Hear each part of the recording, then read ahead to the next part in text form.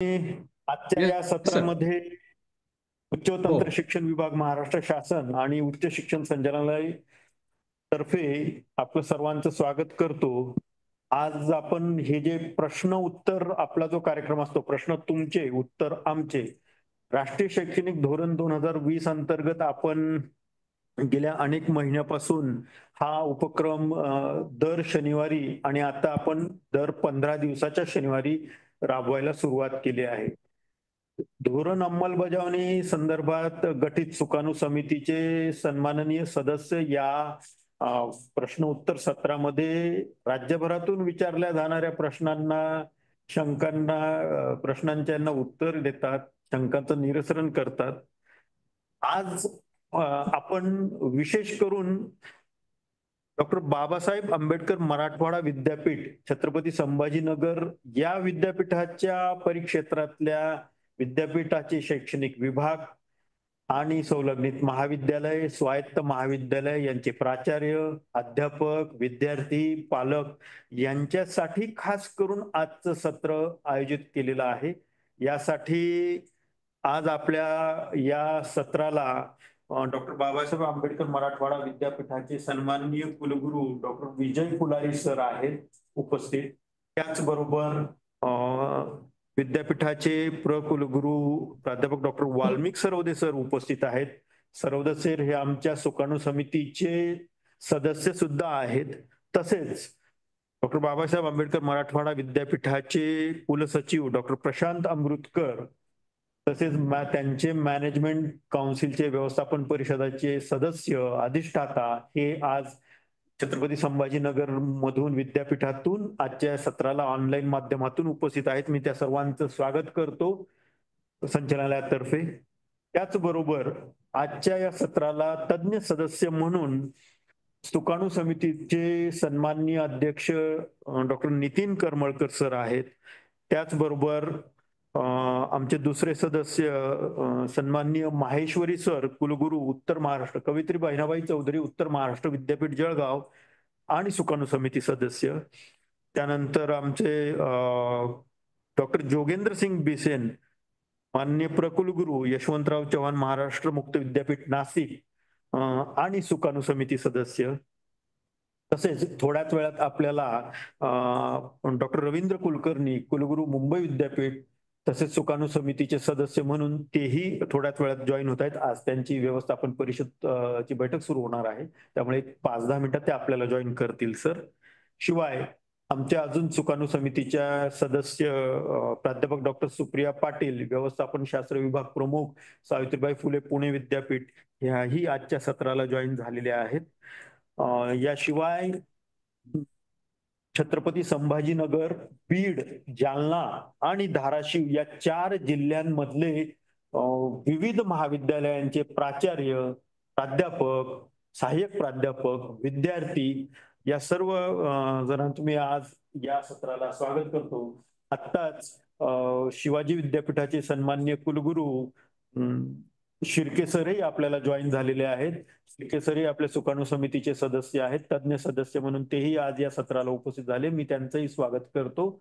आणि मी सन्माननीय माहेश्वरी सरांना विनंती करतो की त्यांनी थोडी पार्श्वभूमी याच्यामध्ये विशद करावी आणि आपण लगेच प्रश्न उत्तर सत्राला सुरुवात करूया.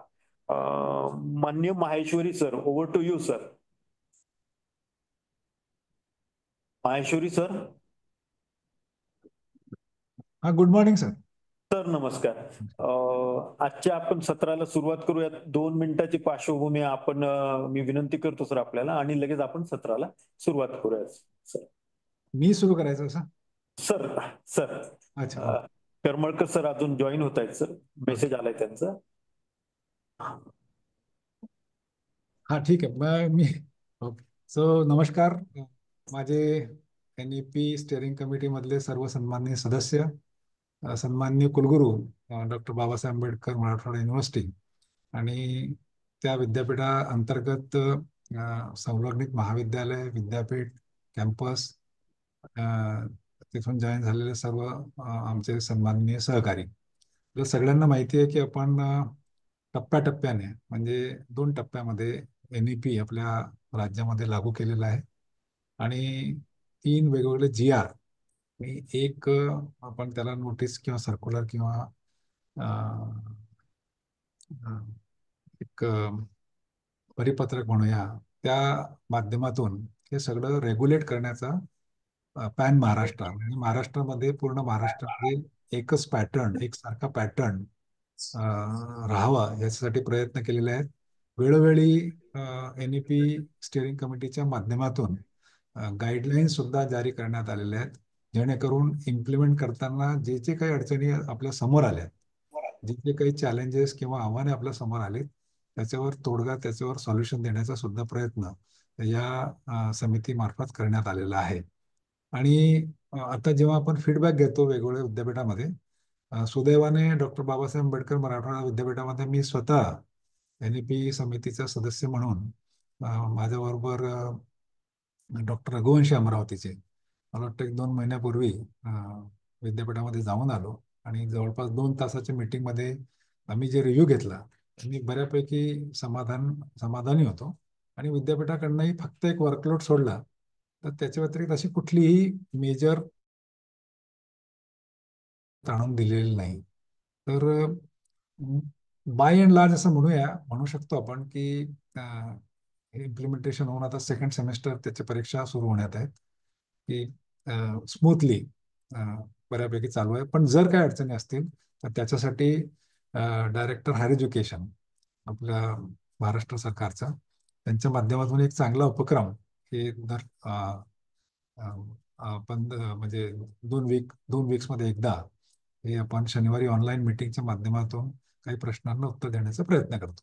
आज काही प्रश्न असतील स्पेसिफिकली डॉक्टर बाबासाहेब आंबेडकर मराठवाडा विद्यापीठ परीक्षेत्रामधून, तर ते आपण उपस्थित करावे. माझ्यासोबत माझे सर्व सन्माननीय सहकारी आहेत. आम्ही प्रयत्न करू की आम्ही त्या प्रश्नांचे उत्तर जे आमच्या समजेनुसार देण्याचा प्रयत्न करू. धन्यवाद. सर, मला वाटतं आपण प्रश्नांना सुरुवात करूयात. या मी या माध्यमातून सर्वांना विनंती करतो की ज्यांना कुणाला आपल्या NEP अंमलबजावणी संदर्भात किंवा त्याच्या ज्या विविध मुद्द्यांसंदर्भात काही शंका असतील, प्रश्न असतील, तर त्यांनी व्हर्च्युअल हँड रेज करावा, जेणेकरून आम्ही त्यांना अनम्यूट करू शकू आणि आमचे तज्ज्ञ सदस्य, सन्माननीय तज्ज्ञ सदस्य यावर त्या शंकांचं, प्रश्नांचं निराकरण करतील. तर मी सर्व प्राचार्य, अध्यापक, विद्यार्थी आणि विद्यापीठातील विविध विभागांचे विभाग प्रमुख या सर्वांना विनंती करतो, त्यांनी कृपया हँड रेज करावा, म्हणजे आम्हाला अनम्यूट करता येईल. डॉक्टर बिसेन सर, आपण जरा सुरुवातीचे प्रश्न घ्यावे. मी 5 मिनिटानंतर I will be available and I will be answers. Okay sir, okay. Sopan म्हणून आहेत, त्यांना अनम्यूट करा. मिस्टर चोपान, आपला प्रश्न विचारा. सर नमस्कार. नमस्कार. मी प्राचार्य निंबोरे सोपान. हॅलो. हा बोला सर, बोला, आवाज येतोय तुमचा. हा सर, माझा एक महत्वाचा प्रश्न असा आहे, आपण NEP मध्ये IKS सुरू केलेला आहे. UGCच्या गाईडलाईन नुसार IKS हा प्रत्येक विषयाला असणे अपेक्षित होतं, परंतु आमच्या डॉक्टर बाबासाहेब आंबेडकर मराठवाडा विद्यापीठानं हा IKS फक्त 1 ते 2 विषयासाठी लागू केलेला आहे. त्याच्यामुळे बाकी इतर विषयांचा वर्कलोड कमी झालेला आहे. तर या बाबतीत काही मार्गदर्शन झालं तर बरं होईल. बिसेन सर, सर अनम्यूट करा. हो सर.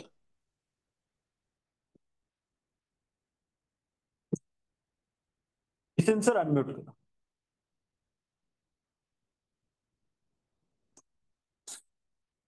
सर अनम्यूट करा. हा. सर्वांना नमस्कार. आता सन्मान्य प्राचार्य महोदयांनी जो प्रश्न विचारला, तर IKS ला समोर ठेवून 2 बाबी आपल्या समोर या ठिकाणी स्पष्ट करतो. क्रमांक 1, महाराष्ट्रातील सर्व महाविद्यालयांमध्ये, म्हणजे स्वायत्त महाविद्यालय सोडून, शैक्षणिक वर्ष 24-25 मध्ये, म्हणजे या वर्षी हे राष्ट्रीय शैक्षणिक धोरण 2020 लागू झालेलं आहे. म्हणजे याचा अर्थ फर्स्ट इयर आता त्या ठिकाणी सुरू झालेला आहे. आणि विद्यापीठ अनुदान आयोगाच्या गाईडलाईनच्या आधारावर सुकाणू समितीने जे काही निर्देश दिलेले आहेत त्या आधारावर फर्स्ट इयरचं जे IKS आहे ते जेनेरिक आहे, ते सब्जेक्ट स्पेसिफिक नाही. तुम्ही पहिल्यांदा ही आपली कन्सेप्ट क्लिअर करून घ्या की प्रथम वर्षाचं IKS हे जेनेरिक आहे, ते एका विषयाशी रिलेटेड नाही. किंबहुना त्या एका विषयाशी रिलेटेड जर कोणी केलं असेल तर ते चुकीचं ठरेल. म्हणून एकूण स्थूल स्वरूपामध्ये 2 क्रेडिटचा हा IKS हा फर्स्ट सेमिस्टरसाठी आपण म्हटलं, कदाचित कोणी जर त्याला इंटरचेंज केला असेल तर तो सेकंड सेमिस्टरला सुद्धा जाऊ शकतो. अदरवाईज फर्स्ट इयरलाच आहे आणि तो जेनेरिक आहे. नंबर 1. नंबर 2, सब्जेक्ट स्पेसिफिक जो IKSचा विषय आहे तो सब्जेक्ट स्पेसिफिक IKSचा हा विषय हा सेकंड इयर किंवा विद्यापीठानं ठरवला असेल तर थर्ड इयरला, तर तो देखील 2 क्रेडिटचा आहे आणि तो तुमच्या मेजरशी रिलेटेड असेल. कोर जो विषय असणार आहे त्या कोरचा तो पार्ट असेल आणि कोरचा जो कॉम्पोनंट आहे त्या कॉम्पोनंट मध्ये तो 2 क्रेडिटचा कोर्स त्या ठिकाणी समावित केलेला असेल. सन्मान्य प्राचार्यांना आलं लक्षात? काही अडचण?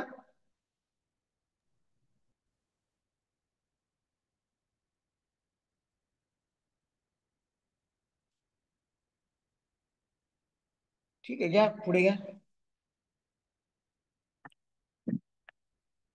ज्या प्राचार्यांचा प्रश्न होता त्यांना आलं का लक्षात का नाही आलेलं? सोपान सर आपण आहात? सोपान सर? ठीक आहे, घ्या पुढे. Okay. Rashida madam, Shaikh Rashida madam, आपला प्रश्न विचारा. Hello, good morning sir. Good morning sir. बोला मॅडम, बोला. सर NEP में SSC जो पेपर आया है, इस SSC पेपर में स्किल एनहांसमेंट कोर्स है. स्किल एनहांसमेंट कोर्स में सोशियोलॉजी में अगर देखा जाए तो पर्सनालिटी डेवलपमेंट पेपर आया है. जबकि स्किल एनहांसमेंट, स्किल वाला कुछ तो होना चाहिए ना सर, जिससे बच्चों को कुछ मिल सके आज आगे, जैसे कि कुछ भी कर सके वो. जैसे कि हम छोटे छोटे कोर्स देखते हैं ना सर, इलेक्ट्रिक का या फिर डेयरी का, ऐसे ये हो साइंस के. वैसे अगर कोई जैसे कि और ये बोलते हैं ना, हम क्या बोलेंगे, जैसे कुम्हार का काम करता है, अभी अभी वो चल रहा है ना, मिट्टी के बर्तन बहुत सारे, ऐसे स्किल वाला कोर्स चाहिए ना सर. पर्सनालिटी डेवलपमेंट ये तो सादा हुआ, इससे क्या करेंगे, क्या मिलेगा बच्चों को जॉब ये कोर्स करके, ऐसा बताना था. राशिदा मैडम का college? SRT college sir, Ambajogai. SRT Ambajogai. अच्छा, हो गया. यस. तो मराठी बोलू या हिंदी बोलू? राशिदा मॅडम, हिंदी बोलू का मराठीत बोलू म्हटलं? राशिदा मैडम, ठीक है, दोनों बोलता हूँ, कोई प्रॉब्लम नहीं. तो राशिदा मैडम, आपका जो प्रश्न है उसको मैं दोनों भाषाओं में मेरी ओर से जवाब देने का प्रयास करूंगा. देखो, सुकाणु समिति ने 20 अप्रैल को और बाद में आगे चलकर 13 मार्च को जो परिपत्रक जारी किए हैं, इसको अगर आपने देखा तो 20 अप्रैल में आपको 6 वर्टिकल मिलेंगे और 6 वर्टिकल में वर्टिकल 4 जिसमें VSC भी है, वोकेशनल स्किल कोर्स VSC और SEC, ऐसे 2 अलग अलग पार्ट है. वोकेशनल स्किल कोर्स जो है वो आपके सब्जेक्ट से रिलेटेड है और दूसरा जो पार्ट है, आधा पार्ट, वो है स्किल एनहांसमेंट कोर्स. अब ये स्किल एनहांसमेंट कोर्स, जैसे आपने कहा, आपने कुछ पर्सनैलिटी डेवलपमेंट की बात कही, तो समाजशास्त्र के अंतर्गत उन्होंने ये विषय कौन से कंपोनेंट के लिए रखा है इसको आप देखिए. मतलब VSC के लिए रखा है या SEC के, दोनों भी वर्टिकल पार्ट ये वर्टिकल 4 में ही है. तो इस संबंध में आपको अधिक जानकारी आपके विश्वविद्यालय का समाजशास्त्र अध्ययन मंडल जो है, वो अध्ययन मंडल के सदस्य और आपके कुलगुरु के द्वारा या एकेडमिक काउंसिल के द्वारा इसकी जानकारी आपको मिलेगी. लेकिन ये क्लियर है, ये बात ध्यान में रखें कि वर्टिकल 4 के अंदर दोनों भी कंपोनेंट है. वोकेशनल स्किल कोर्स भी है और SEC भी है, स्किल एनहांसमेंट कोर्स भी है. बाकीच्या सर्व सही है सर. परत एकदा लक्षात यावं म्हणून मी मराठीत त्याचं पूर्ण ट्रान्सलेशन करतो. तर 20 एप्रिल सुकाणू समितीने जो चार्ट आपल्याला परिपत्रक दिलेला आहे, त्या परिपत्रकामध्ये एक चार्ट आहे, त्या चार्टमध्ये 6 व्हर्टिकल दिलेले आहेत. त्यात 6 व्हर्टिकल मध्ये पहिलं व्हर्टिकल हे मेजरचं आहे, दुसरं मायनरचं आहे, तिसरं ओपन इलेक्टिव्हचं आहे, चौथं व्हर्टिकल हे व्होकेशनल स्किल कोर्स आणि स्किल एनहान्समेंट कोर्सचा आहे. व्होकेशनल स्किल कोर्स हा तुमच्या मेजरशी रिलेटेड असेल. स्किल एनहान्समेंट कोर्स हा स्वतंत्र स्किल देण्याचा पार्ट असेल. हा हे देण्याची जबाबदारी ही आपल्या विद्यापीठाच्या अभ्यास मंडळाची आहे. त्यामुळे सुकाणू समितीच्या वतीनं हे तुम्ही द्या किंवा हे कसं दिलं नाही असं म्हणणं नाही. सुकाणू समिती हे केवळ आपल्याला मार्गदर्शन करण्यासाठीची आहे. त्यामुळे दोन्ही स्किल्स म्हणजे व्होकेशनल स्किल कोर्स आणि स्किल एनहान्समेंट कोर्स हे दोन्हीही व्हर्टिकल 4 मध्ये आहेत. त्यामुळे तुम्हाला दिलेला पर्सनॅलिटी डेव्हलपमेंटचा अभ्यासक्रम हा व्होकेशनल स्किल अंतर दिलेला आहे का स्किल एनहान्समेंट कोर्सच्या अंतर्गत दिलेला आहे ते एकदा पाहून घ्या. आणि त्याबद्दलही काही आक्षेप असेल तर आपण आपल्या समाजशास्त्र विषयाच्या अभ्यास मंडळाशी चर्चा करायला हरकत नाही. धन्यवाद. ओके, चालेल. धन्यवाद Thank सर. आपल्या सुकाणू समितीचे सन्मान्य अध्यक्ष करमळकर सर जॉईन झालेले आहेत. तर मी आपलं स्वागत करतो. मी आपल्या परवानगीने पुढचा प्रश्न घेतो. डॉक्टर भारत खंदारे प्रश्न विचारा. खंदारे सर. सर नमस्कार. नमस्कार सर, प्रश्न विचारा. सर NEP मध्ये विद्यार्थ्यांना ऑनलाईन एज्युकेशन देता येईल का, आणि देता येत असेल तर त्याचं स्वरूप कसं असेल? UGCच्या मार्गदर्शक तत्वानुसार आपल्याला माहिती आहे की कोविडमध्येच त्यांनी 30% ऑनलाईन शिक्षण देण्याची सुविधा दिलेली आहे आणि तीच NEPनंही पुढे नेलेली आहे. त्यामुळे 30% साधारणपणे क्रेडिट्स तुम्ही घेऊ शकता और रादर शिकू शकता ऑनलाईन पद्धतीनं.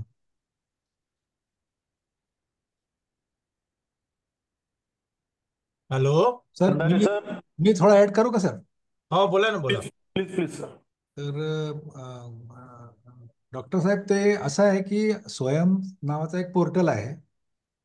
त्याच्यावरून आपल्या विद्यार्थ्यांना, तुमचा प्रश्नाचा एक भाग होता की कशा प्रकारे द्यायचं, तर आपण आपल्या विद्यार्थ्यांना स्वयंची गाईडलाईन्स आता जारी केलेल्या आहेत. तर त्या गाईडलाईन्स वाचून आपण आपल्या विद्यार्थ्यांना स्वयंच्या कोर्सेस खूप चांगल्या पद्धतीच्या जे इक्विव्हलंट आहे त्या सेमिस्टरला तुमच्या कुठल्या तरी कोर्सला, तर ते आपण देऊ शकतात. आणि त्या ज्या गाईडलाईन्स आहेत सेल्फ एक्सप्लेनेटरी आहे.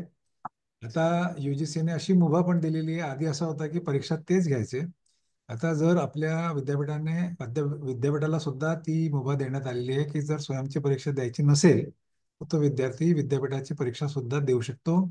आपला कॉलेज ऑटोनॉमस असेल तर ऑटोनॉमस कॉलेज सुद्धा ती परीक्षा कंडक्ट करू शकते. विद्यापीठाचा विभाग असेल आणि फ्लेक्झिबिलिटी किंवा ऑटोनॉमी असेल तर तो विभाग सुद्धा करू शकतो किंवा विद्यापीठाने एकत्रित निर्णय तसा घेऊ शकतात. जळगाव विद्यापीठामध्ये आम्ही कॅम्पसवर प्रत्येक स्कूलला आमच्याकडे सेमिस्टर 2 आणि सेमिस्टर 3 किमान एक कोर्स स्वयंवरून घेण्यासाठी विद्यार्थ्यांना तशा प्रकारची व्यवस्था आम्ही केलेली आहे. आणि विद्यार्थ्यांना जर पैसे भरायचे असतील तर त्याच्यामध्ये सुद्धा काही इन्सेंटिव्ह विद्यापीठातर्फे कॅम्पसच्या विद्यार्थ्यांना देण्याचा प्रयत्न केला आहे. तशा पद्धतीने आपण सुद्धा हे करू शकतो. I am done. धन्यवाद सर. त्यानंतर doctor SM Patange. Patange sir, आपला प्रश्न विचारा. पतंगे सर, अनम्यूट करा. हॅलो. बोला सर. हॅलो.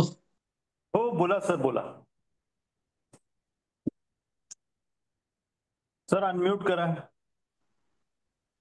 हॅलो. हा हा, बोला बोला सर. तुमचा आवाज येतोय, बोला. हॅलो. स्किल कोर्स जे आहे ना, स्किल एनहान्स कोर्स जे आहे ना. हॅलो. बोला बोला. हॅलो सर बोला. हॅलो सर बोला. आवाज येतोय, आपण बोलावे सर. स्किल एनहान्स्ड कोर्स जे आहे, स्किल एनहान्स्ड जे कोर्स आहे तो SRT मध्ये प्रॅक्टिकल आहे टोटली. आपल्या विद्यापीठात मात्र थिअरी आणि प्रॅक्टिकल आहे. तर स्किल एनहान्समेंट कोर्स हा कशा पद्धतीने द्यायचा हा विषय विद्यापीठाच्या अधिकार मंडळाचा आहे. तुम्ही त्याला प्रॅक्टिकल ठेवा पूर्णतः किंवा अर्धा पार्ट त्याची थेरी आणि अर्धा पार्ट प्रॅक्टिकल ठेवा. तुम्हाला दोन्ही चालेल, त्याची काय अडचण नाही आहे. त्यामुळे अन्य विद्यापीठांनी काय केलं यापेक्षाही आपल्या विद्यापीठांच्या प्राधिकरणाने म्हणजे अभ्यास मंडळ असेल, फॅकल्टी असेल, अकॅडमिक काउन्सिल असेल, यांनी ज्या पद्धतीने ठरवून दिलेलं आहे त्या पद्धतीने आपण त्या ठिकाणी करा. आणि गरज कशी आहे, त्या कोर्सला गरज आहे का प्रॅक्टिकलची, त्या आधारावर हे निश्चित करण्यात येईल की त्याला प्रॅक्टिकल ठेवायचा किंवा थेअरी ठेवायचा किंवा कॉम्बिनेशन ऑफ द टू ठेवायचा. आणि गरजेचा विषय हे अभ्यास मंडळ किंवा अकॅडमिक काउन्सिलच विचार करेल. बरोबर बरोबर. आणि कुठल्या विद्यापीठामध्ये काय केलं त्याच्याशी आपल्याला काय घेण्यात येणार नाही. आपली गरज काय आहे त्यानुसार निश्चित होईल. Yes yes yes. नाही नाही, एनईपी मध्ये तर सर्व विद्यापीठाचं युनिफॉर्म पाहिजे ना. सर क्रेडिट स्ट्रक्चर युनिफॉर्म पाहिजे. तुम्ही प्रॅक्टिकल हा. घेता किंवा किती लेक्चर्स घेतात ते युनिफॉर्म नसलं तरी चालेल. क्रेडिट बर बर. स्ट्रक्चर त्या ओके. पर्टिक्युलर सेमेस्टर मधल्या असलेल्या क्रेडिट्स, प्रत्येक व्हर्टिकलला दिले जाणारे असाइन केलेले क्रेडिट ते सेम असले पाहिजे. Please understand the spirit of that particular structure. मुळात ओके. तुमची थँक्यू सर. थँक्यू. मुळात ते रिजन स्पेसिफिक आहे. तुमच्या भागामध्ये ज्या स्किलची गरज आहे ती स्किल देणार आहात तुम्ही. त्यामुळे ते रिजन स्पेसिफिक सुद्धा आहे. त्यामुळं नांदेडमध्ये जे स्किल्स लागत आहेत तीच तुम्हाला द्यायला पाहिजे असं काही नाही आहे. आणि ती स्वायत्तता तुम्हाला आहे. Okay okay. Thank you sir. Thank you. Okay, धन्यवाद सर. संतोष काकडे. काकडे सर, आपला प्रश्न विचारा. संतोष काकडे. सर नमस्कार. नमस्कार, बोला सर. मी संतोष काकडे, लोकसेवा महाविद्यालय छत्रपती संभाजीनगर वरून बोलतोय. सर स्ट्रक्चर बऱ्यापैकी म्हणजे अंडरस्टँड झालंय BOS वर काम करत असल्यामुळं. परंतु आमचं कॉलेज हे एक फॅकल्टी कॉलेज आहे. आमच्याकडे फक्त 8 फॅकल्टी. तर जेनेरिकचा एक प्रश्न आहे सर मनामध्ये. आमच्या विद्यार्थ्यांनी आम्ही बाजूच्या कॉलेजला टाईप करून कॉमर्सची आम्ही त्यांचं जेनेरिक विषय निवडला आहे. त्याच्यानुसार आमच्या सर्व गोष्टी व्यवस्थित चालू आहे. परंतु आमच्या कॉलेजचे जे सब्जेक्ट आहे आणि आमच्या कॉलेजमध्ये जे जेनेरिक पेपर आहे, कारण त्यांच्याकडे 2 फॅकल्टी असल्यामुळे ते आमचा जेनेरिक घेणार नाही. आमची मजबुरी असल्यामुळे आम्ही त्यांचा जेनेरिक घेतला. परंतु आमचं जे जेनेरिक पेपर आहे, जे 2 क्रेडिट, हे कोणी घेत नसल्यामुळं त्याची कुठंही म्हणजे तो पेपर आम्ही शिकवल्या जात नाही ना कोणाला दिल्या जात नाही. त्याचे क्रेडिट आमचे म्हणजे एक प्रकारे गिनतीतच नाहीये. तर याच्यावर काही आपलं मत काय असेल सर?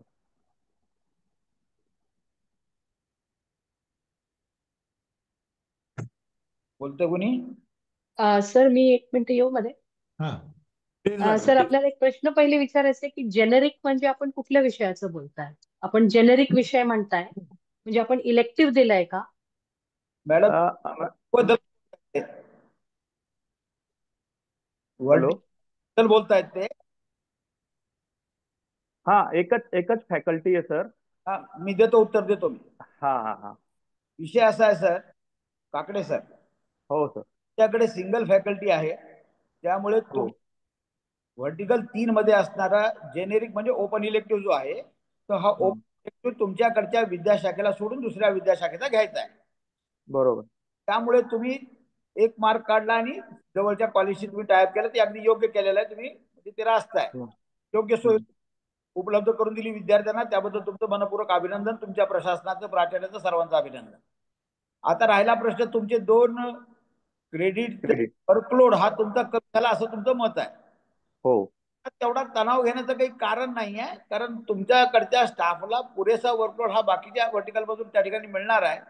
आणि पातळीवर सुरू करायचा विषय असेल तर मग त्याला पर्याय आहे. त्याला पर्याय मग महाराष्ट्र सार्वजनिक विद्यापीठ अधिनियम 2016 अंतर्गत ज्या प्रकारे नवीन फॅकल्टी घेण्याची जी प्रोसेस आहे, ती प्रोसेस तुम्ही प्रक्रिया करा, शासनाकडे जा आणि त्याप्रमाणे ती घ्यायचं का नाही घ्यायचं हा तुम्ही तुमच्या प्रशासनानं ठरवण्याचा तो विषय आहे.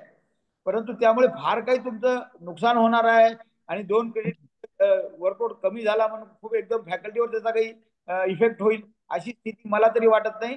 किंबहुना तुम्ही थोडंसं थांबा, हे पहिलं वर्ष आहे. अजून 2 वर्ष गेल्यानंतर काकडे सर तुम्हीच कदाचित प्रश्न विचाराल की आता आमचं वर्कलोड वाढलेलं आहे, आमच्या वर्कलोडचा आम्ही काय करायचं. अच्छा, थँक्यू सर. धन्यवाद सर.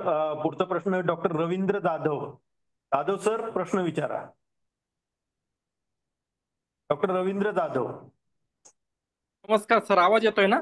येतोय आवाज सर, बोला सर. माझा प्रश्न असा आहे की काही विद्यार्थ्यांचे फर्स्ट सेमिस्टरचे फॉर्म ऑक्टोबर मध्ये भरण्याचे राहिले काही अडचणीमुळे.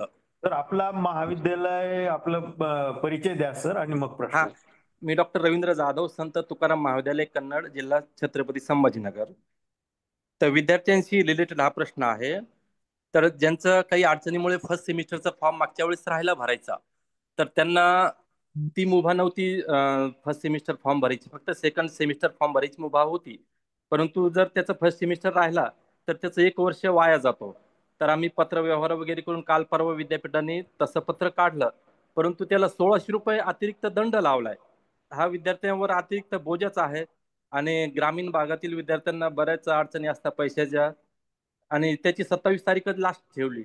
म्हणजे 3 दिवसामध्ये सर्व विद्यार्थ्यांना फॉर्म भरणं किंवा संपर्क करणं हे खूप अडचणीचं जात आहे.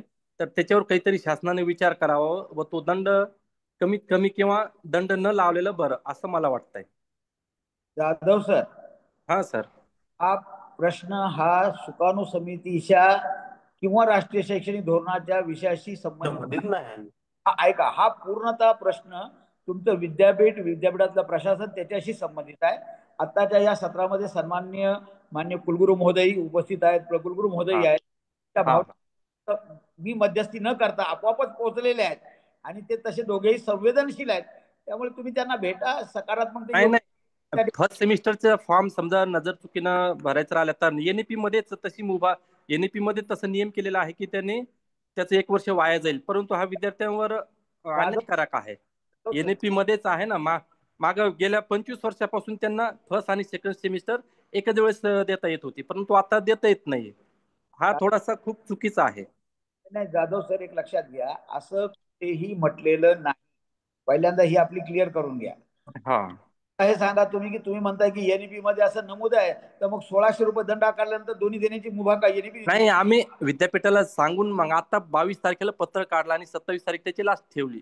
समजा आम्ही ते पाठपुरावा केल्यामुळे त्यांनी पत्र काढलं, परंतु जर आधीच हा नियम जर नसता तर विद्यार्थी पहिल्यापासून परीक्षे फॉर्म हा भरला असता ना त्यांनी 15 दिवसापूर्वीच. जाधव सर, लक्षात काही नियम सुकाणू समितीने त्या ठिकाणी दिलेला नाही. मी सुरुवातीला शब्दप्रयोग केला, हा विषय हा तुमच्या विद्यापीठाच्या प्रशासनाशी संबंधित विषय आहे. त्यामुळे तुम्ही प्रशासनाशी बोला आणि त्या ठिकाणी सोडून. बरं चालेल. Okay, thank you sir. पुढचा प्रश्न आहे sir doctor Sandeep Deshmukh sir, प्रश्न विचारा. सर नमस्कार. मी डॉक्टर संदीप देशमुख, रामकृष्ण परमहंस महाविद्यालय धाराशिव. माझे 3 स्पेसिफिक प्रश्न आहेत सर. एक आहे, हे जे आपलं एनईपीचं क्रेडिट फ्रेमवर्क झालेलं आहे त्यानुसार आमच्या विद्यापीठानं स्कीम ऑफ एक्झामिनेशन तयार केलेलं आहे आणि त्या स्कीम ऑफ एक्झामिनेशन मध्ये पेपर घेत असताना जो 30 मार्क्सचा पेपर आहे त्यासाठी प्रॅक्टिकलचा 3 तासाचा वेळ दिलेला आहे. पण ऍक्च्युली बीओएस मध्ये जे स्ट्रक्चर मध्ये आलेलं आहे, बऱ्याच बीओएसनी वेगवेगळ्या पद्धतीनं म्हणजे टायमिंग हे चेंज केलेलं आहे. काहींचं 3 तासाचं आहे, काहींचं 4 तासाचं आहे, काहींचं 6 तासाचं आहे. सेम क्रेडिटसाठी असं वेगवेगळ्या पद्धतीनं टाइम टेबल किंवा structure scheme of examination define केलेलं असताना त्या पद्धतीनं बीओएसला ते बदल करता येऊ शकतात का? हा पहिला प्रश्न आहे. आणि दुसरा आहे की अकॅडमिक बँक ऑफ क्रेडिट अंतर्गत आता आपण जे ऑनलाईन कोर्सेस वगैरे केलेले आहेत तर त्याचे क्रेडिट आपल्याला ट्रान्सफर करून घेता येणार आहेत. तर त्यामध्ये सपोज जर एखादं इंटरनॅशनल इन्स्टिट्यूट आहे किंवा विद्यापीठ आहे जे सेम करिक्युलम त्या ठिकाणी त्या कोर्ससाठी प्रोव्हाइड करते, सेम क्रेडिट त्याला आहेत आणि त्या ठिकाणी तो विद्यार्थी ते कम्प्लीट करून घेत असेल तर ते क्रेडिट आपण या ठिकाणी ट्रान्सफर करून घेऊ शकतो का? आणि तिसरा माझा प्रश्न होता की इतर लँग्वेज बॅरियर जो आहे, आता सपोज आपले उत्तर लिहित असताना विद्यार्थी परीक्षेमध्ये सायन्स असेल, आर्ट्स असेल, कॉमर्स असेल तर त्याला त्या ठिकाणी लँग्वेजचं काही रिस्ट्रिक्शन आहे का? मीडियम इंग्लिश, सायन्सच्या विद्यार्थ्याला इंग्लिश मध्ये तो लिहितोय तर त्याला जर सपोज मराठीमध्ये लिहायचं असेल किंवा हिंदीमध्ये तर त्या पद्धतीनं तो पेपर त्या लँग्वेजमध्ये लिहू शकतो का?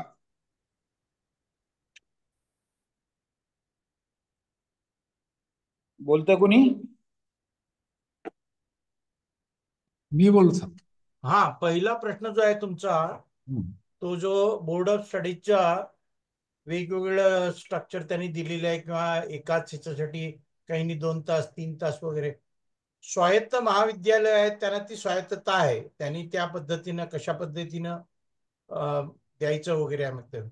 पण विद्यापीठाचं जर जे काय बोर्ड ऑफ स्टडीज म्हणजे जे अफिलिएटेड कॉलेजेसमध्ये मला असं वाटतं की शक्यतो युनिफॉर्मिटी असणं गरजेचं आहे. पण आता तुम्ही कुठल्या बेसिसवर अकॅडमिक काउन्सिलमध्ये तो निर्णय घेतलाय तो पाहावा लागेल. त्यामुळं तो खरं सांगाय म्हणजे आमच्या कार्यक्षेत्रातला विषय नाही, हा पुन्हा विद्यापीठाच्या कार्यक्षेत्रातला विषय आहे. दुसरं जे म्हणालात की तुम्ही आंतरराष्ट्रीय ह्याच्यामधून जर क्रेडिट घ्यायची असतील तर मुळामध्ये आता ती परवानगी खरं सांगायचं म्हणजे नाही आहे. तुमचं अंडरस्टँडिंग त्यांच्याबरोबर एमओयू आहे का, आणि तो एमओयू जर असेल तर त्या पद्धतीनं काही क्रेडिटच्या संबंधात एकमेकाला मान्यता घेतलेली आहे का, त्या तुमच्या वेगवेगळ्या प्राधिकरणामधनं ते क्रेडिट तुम्ही नेलेले आहेत का, या सगळ्या गोष्टींचा विचार करावा लागेल. त्यामुळं खरं सांगायचं म्हणजे एबीसी ऍक्च्युली ही त्यासाठी निर्माण केलेली सिस्टीम आहे. पण त्यासाठी बऱ्याच गोष्टी आपण ह्याच्यामध्ये दिलेल्या आहेत आपल्या गाईडलाईन्समध्ये. उद्या आपली ट्वाईन डिग्री येणार आहे, ड्युअल डिग्री येणार आहे, आणि त्या संबंधात काही गाईडलाईन्स येऊ घातलेले आहेत, काही आलेले आहेत, ज्याच्या माध्यमातून पहिली सर्वात महत्वाची गोष्ट आहे की तुमचा त्यांच्याबरोबर मेमोरंडम अंडरस्टँडिंग असणं गरजेचं आहे. आणि नुसतं अंडरस्टँडिंग नाही आहे तर त्यांचं जे सिलेबस, तुमचं सिलेबस जे आहे त्याला तुमच्या प्राधिकरणातून मान्यता घेणं गरजेचं आहे. हा दुसरा प्रश्न झाला. आणि तिसरा प्रश्न तुमचा मी विसरलो. महेश सर तुमच्या लक्षात असेल तर हो सांगा. हो, त्यांनी असं विचारलंय की लँग्वेज मध्ये म्हणजे मराठीमध्ये उत्तर लिहू शकतात का, तर तो निर्णय पण विद्यापीठाने घ्यायला पाहिजे. हो तुमच्या जर बरोबर. आपण जर आपली इच्छा असेल विद्यापीठाची तर आपण सायन्सच्या विद्यार्थ्यांना सुद्धा उत्तरे मराठीमध्ये लिहिण्याची मुभा देऊ शकतो. तर अकॅडमिक काउन्सिलमध्ये निर्णय घ्यावा लागेल आणि त्या अनुषंगाने मग कारवाई करावी लागेल. तर आपण देऊ शकतो ते. धन्यवाद सर. त्यानंतर पुढचा प्रश्न प्रोफेसर संजय अस्वले. अस्वले सर, आपला प्रश्न विचारा. हा सर, डॉक्टर संजय अस्वले, प्राचार्य शिवाजी महाविद्यालय उमरगा, धाराशिव डिस्ट्रिक्ट. सर, माझा एक प्रश्न असा आहे की आम्ही गेल्या वर्षीपासून आमच्याकडे पीजी ला एनईपी सुरू आहे आणि पीजी मध्ये एनईपी ला इंटर्नशिप आहे, आणि इंटर्नशिपसाठी आम्ही ज्यावेळेला विद्यार्थ्यांना पाठवतो त्यावेळेला हे आमचं महाविद्यालय धाराशिव डिस्ट्रिक्टमध्ये आणि रुरल याच्यामध्ये आहे, इथं कुठलंही इंडस्ट्रियल युनिट वगैरे नाही आहे. आमच्याकडे जवळजवळ 120 विद्यार्थी जर पीजीचे असतील समजा कॉमर्सचे, तर त्यांना इंटर्नशिपसाठी आम्ही कसं अकोमोडेट करू, कारण काही ते युनिट नाहीत, इंडस्ट्री युनिट नाहीत, काही नाहीत.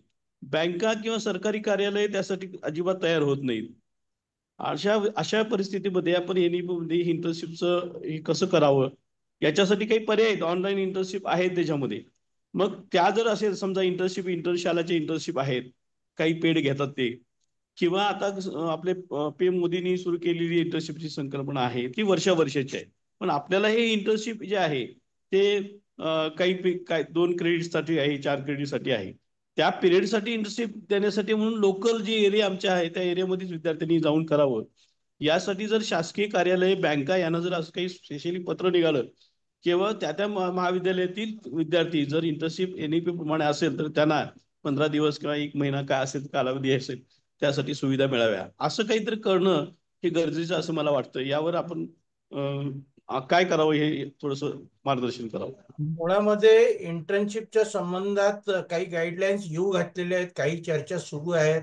तुमचं जे म्हणणं आहे त्याप्रमाणे आपणही शासकीय पातळीवर इंटर सेक्रेटरियल मीटिंग ऑर्गनाईज करतो, ज्याच्या माध्यमातून जी काही सरकारी वेगवेगळी डिपार्टमेंटने त्यांची खाती आहेत त्याच्यामध्ये सुद्धा इंटर्नशिपसाठी ते ओपन करावं अशा संबंधात आपण त्यांना सूचना करतोय. आणि मला असं वाटतं येणाऱ्या काही काळामध्ये या गोष्टीवर व्यवस्थित काम होईल. पण तरी सुद्धा in the mean time internship ही इंडस्ट्रीमध्येच करणं अपेक्षित आहे असं काही नाही आहे. कुठल्याही कोऑपरेटिव्ह स्टोअर पासून ग्रामपंचायतीपासून जे तुम्हाला आता इमिजिएटली शक्य आहे तिथे बँकामध्ये कोऑपरेटिव्ह बँका सुद्धा चालणार आहेत. तर त्यामुळं थोडंसं आपल्याला इंडिव्हिज्युअल लेवलला प्रयत्न करावे लागतील. काही विद्यापीठांनी हा प्रयत्न केलेला आहे, त्यांनी पोर्टल क्रिएट केलेलं आहे आणि आजूबाजूच्या संस्थांना थोडक्यामध्ये त्यांना सांगितलं की तुम्ही याच्यावर रजिस्टर करा, जेणेकरून जेव्हा जेव्हा तुमची गरज असेल त्या गरजेनुसार तुम्ही ती थोडक्यात त्याला विजिबिलिटी द्या त्या पोर्टलवर, त्याप्रमाणे आम्ही विद्यार्थी देऊ असा साधारणपणे आता हा विषय आहे.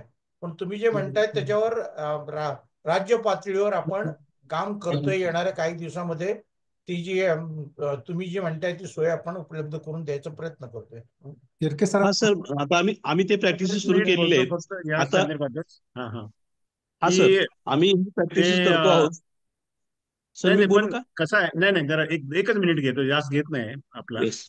कारण काय झालं की शिवाजी विद्यापीठामध्ये आणि इतर विद्यापीठामध्ये 1 वर्ष अगोदर कॅम्पसवर हा NAP इम्प्लिमेंटेशन झालं, त्यामुळं 1 वर्ष आम्ही कॅम्पसचे लोक आहेत ते पुढे आहोत, तर त्यामुळं आमचा अनुभव अतिशय चांगला आहे.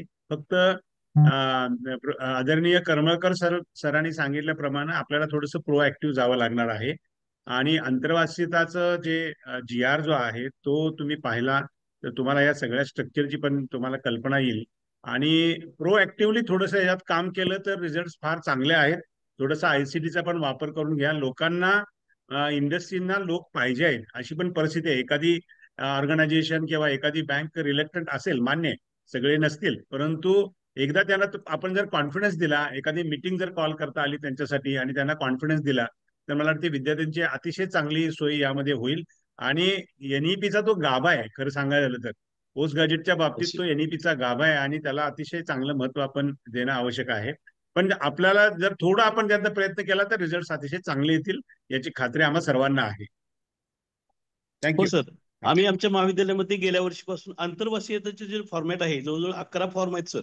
म्हणजे अगदी त्याचं ऍप्लिकेशन हमी पत्र घेणं, त्या इंडस्ट्रीला युनिटला पत्र देणं, त्याच्यानंतर त्यांचं तिथले अटेंडन्स घेणं, त्याचं फीडबॅक घेणं आणि शेवटी एक सर्टिफिकेशन सर्टिफिकेट देणं, एवढे सगळे फॉर्म.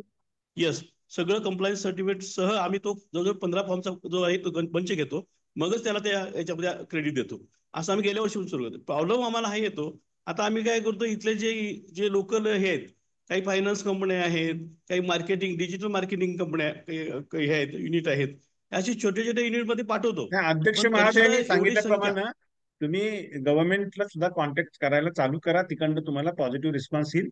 इतर विद्यापीठावर पण आलेला आहे, अतिशय चांगला आलेला आहे. अगदी जिल्हाधिकारी कार्यालयापासून, नियोजन अधिकाऱ्यापासून वगैरे या सगळ्या हॉस्पिटल पर्यंत, गव्हर्नमेंट हॉस्पिटलमध्ये सगळीकडे ते पॉझिटिव्ह रिस्पॉन्स आलेला आहे. पण आपल्याला पण निश्चित येईल तो.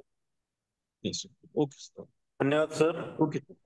पुढचा प्रश्न आहे डॉक्टर SN वाघुळे. वाघुळे सर, आपला प्रश्न विचारा. सर नमस्कार, मी प्रोफेसर डॉक्टर वाघुले, आनंदराव धोंडे कॉलेज कडा. सर या अगोदर प्राचार्य डॉक्टर आसवले सरांनी विचारलेला प्रश्न तोच मी कंटिन्यू करतो आणि तोच मला विचारायचा होता.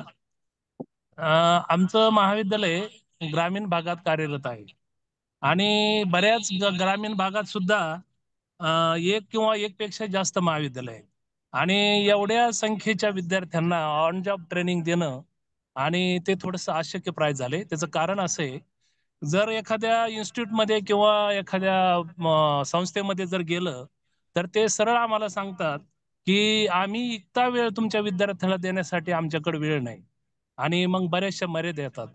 मग बऱ्याच वेळा असं होतं की विद्यार्थ्याला आम्ही सांगतो तुमचं OJTचं प्रमाणपत्र आणण्यात तुम्हाला मार्क मिळणार नाही.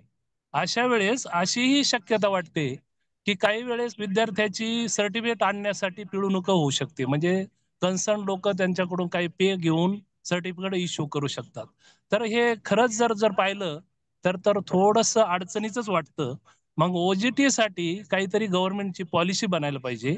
त्या परिसरामध्ये जे रजिस्टर्ड संस्था वगैरे आहेत त्यांना काहीतरी आदेश पत्र किंवा काही फायनान्स मिळाला तरच OJT किंवा इंटर्नशिप प्रोग्राम यशस्वी होईल, असं माझं मत वाटतंय. तर तुमचं मत जे आहे ते आमचंही मत आहे आणि त्या दृष्टीनं गणेशमूर्ती सातत्याने काम करते.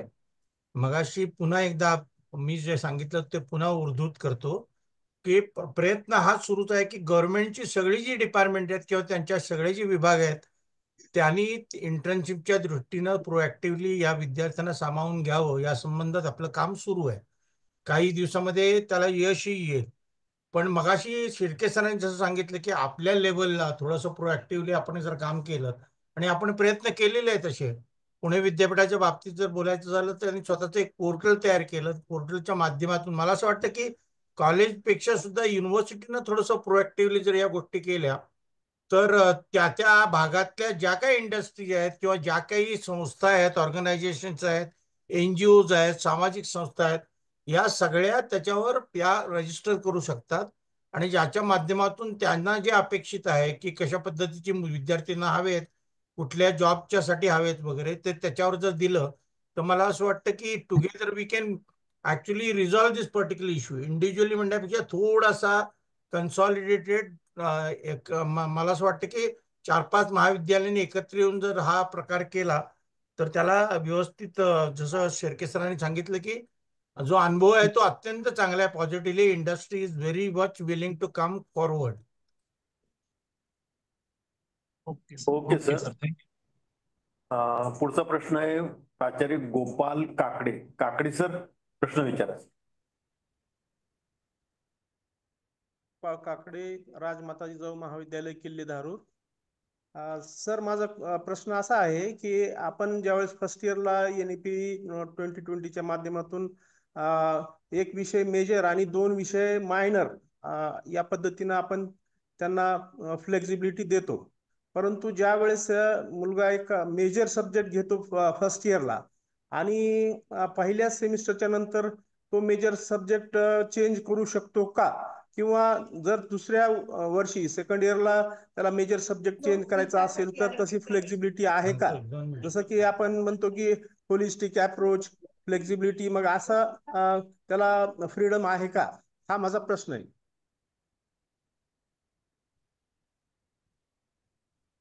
हॅलो सर, फ्रीडम दिलेलंच आहे ना, म्हणून तर आपण मेजर बदलू शकतो का तो? हो, बदलू शकतो. सेकंड इयरला तो बदलू शकतो, म्हणूनच आपण ती फ्लेक्झिबिलिटी दिली. डिग्री कुठली मिळेल सर? मी काय म्हणायला लागलो का एक मेजर सब्जेक्ट फर्स्ट इयरला घेतल्याच्या नंतर 2 मायनर जे असतात त्याच्यापैकी जर तो दुसऱ्या वर्षी किंवा सेमिस्टरच्या अर्ध्यातच म्हणजे दुसऱ्या सेमिस्टरला त्याला जर बदलायची इच्छा असेल तर तशी फ्लेक्झिबिलिटी आहे का? सर बोलतो मी. हा, बोलू मी? हा सर, बोला. काकडे सर, एक लक्षात घ्या की एक मेजर 2 मायनर स्वीकारले, याचा अर्थ तुम्ही 13 मार्चचं परिपत्रक स्वीकारलेलं आहे शासनाचं. ठीक आहे, बरोबर. हो. तर त्यामध्ये फर्स्ट इयरला तुम्हाला 3 विषय घेण्याची त्या ठिकाणी संधी आहे आता. हो, बरोबर आहे का? त्या ठिकाणी कोणताही तुम्ही मेजर किंवा मायनर तिथं काही डिफाईन करायची तिथे आवश्यकता नाही. सर्वच्या सर्व एका प्लॅटफॉर्मवर आहे. नाही सर, तसं नाही सर. पूर्ण होऊ देत माझं. आता गृहीत असतो आपण की तुम्ही कला शाखेचा विद्यार्थी आहे, एक्झाम्पल उदाहरणार्थ की असं गृहीत धरू की त्या विद्यार्थ्यानं इतिहास हा एक विषय घेतलाय, सोबत म्हणून हिंदी घेतलाय आणि तिसरा इकॉनॉमिक्स घेतलाय. याच्यातला इतिहास त्याचा मेजर आहे, हिंदी आणि इकॉनॉमिक्स त्याचा मायनर आहे. ओके, उदाहरण सांगतोय. आणि सेकंड इयरला गेल्याच्या नंतर त्याला असं वाटलं की याच्यातला मला इतिहास मेजर न करता मला इकॉनॉमिक्स मेजर करायचा आहे. ठीक आहे, हा, तो त्या ठिकाणी तो करू शकतो, काही त्या ठिकाणी त्याला अडचण नाही. किंबहुना माझं तर असं मत आहे की फर्स्ट इयरला 3 पेपरचे क्रेडिट सारखे आहेत. सेकंड इयरला आल्याच्या नंतर 2च पेपर राहतात.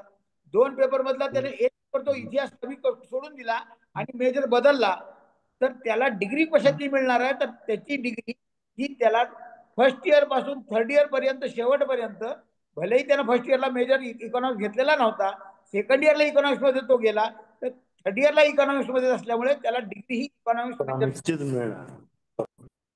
सर,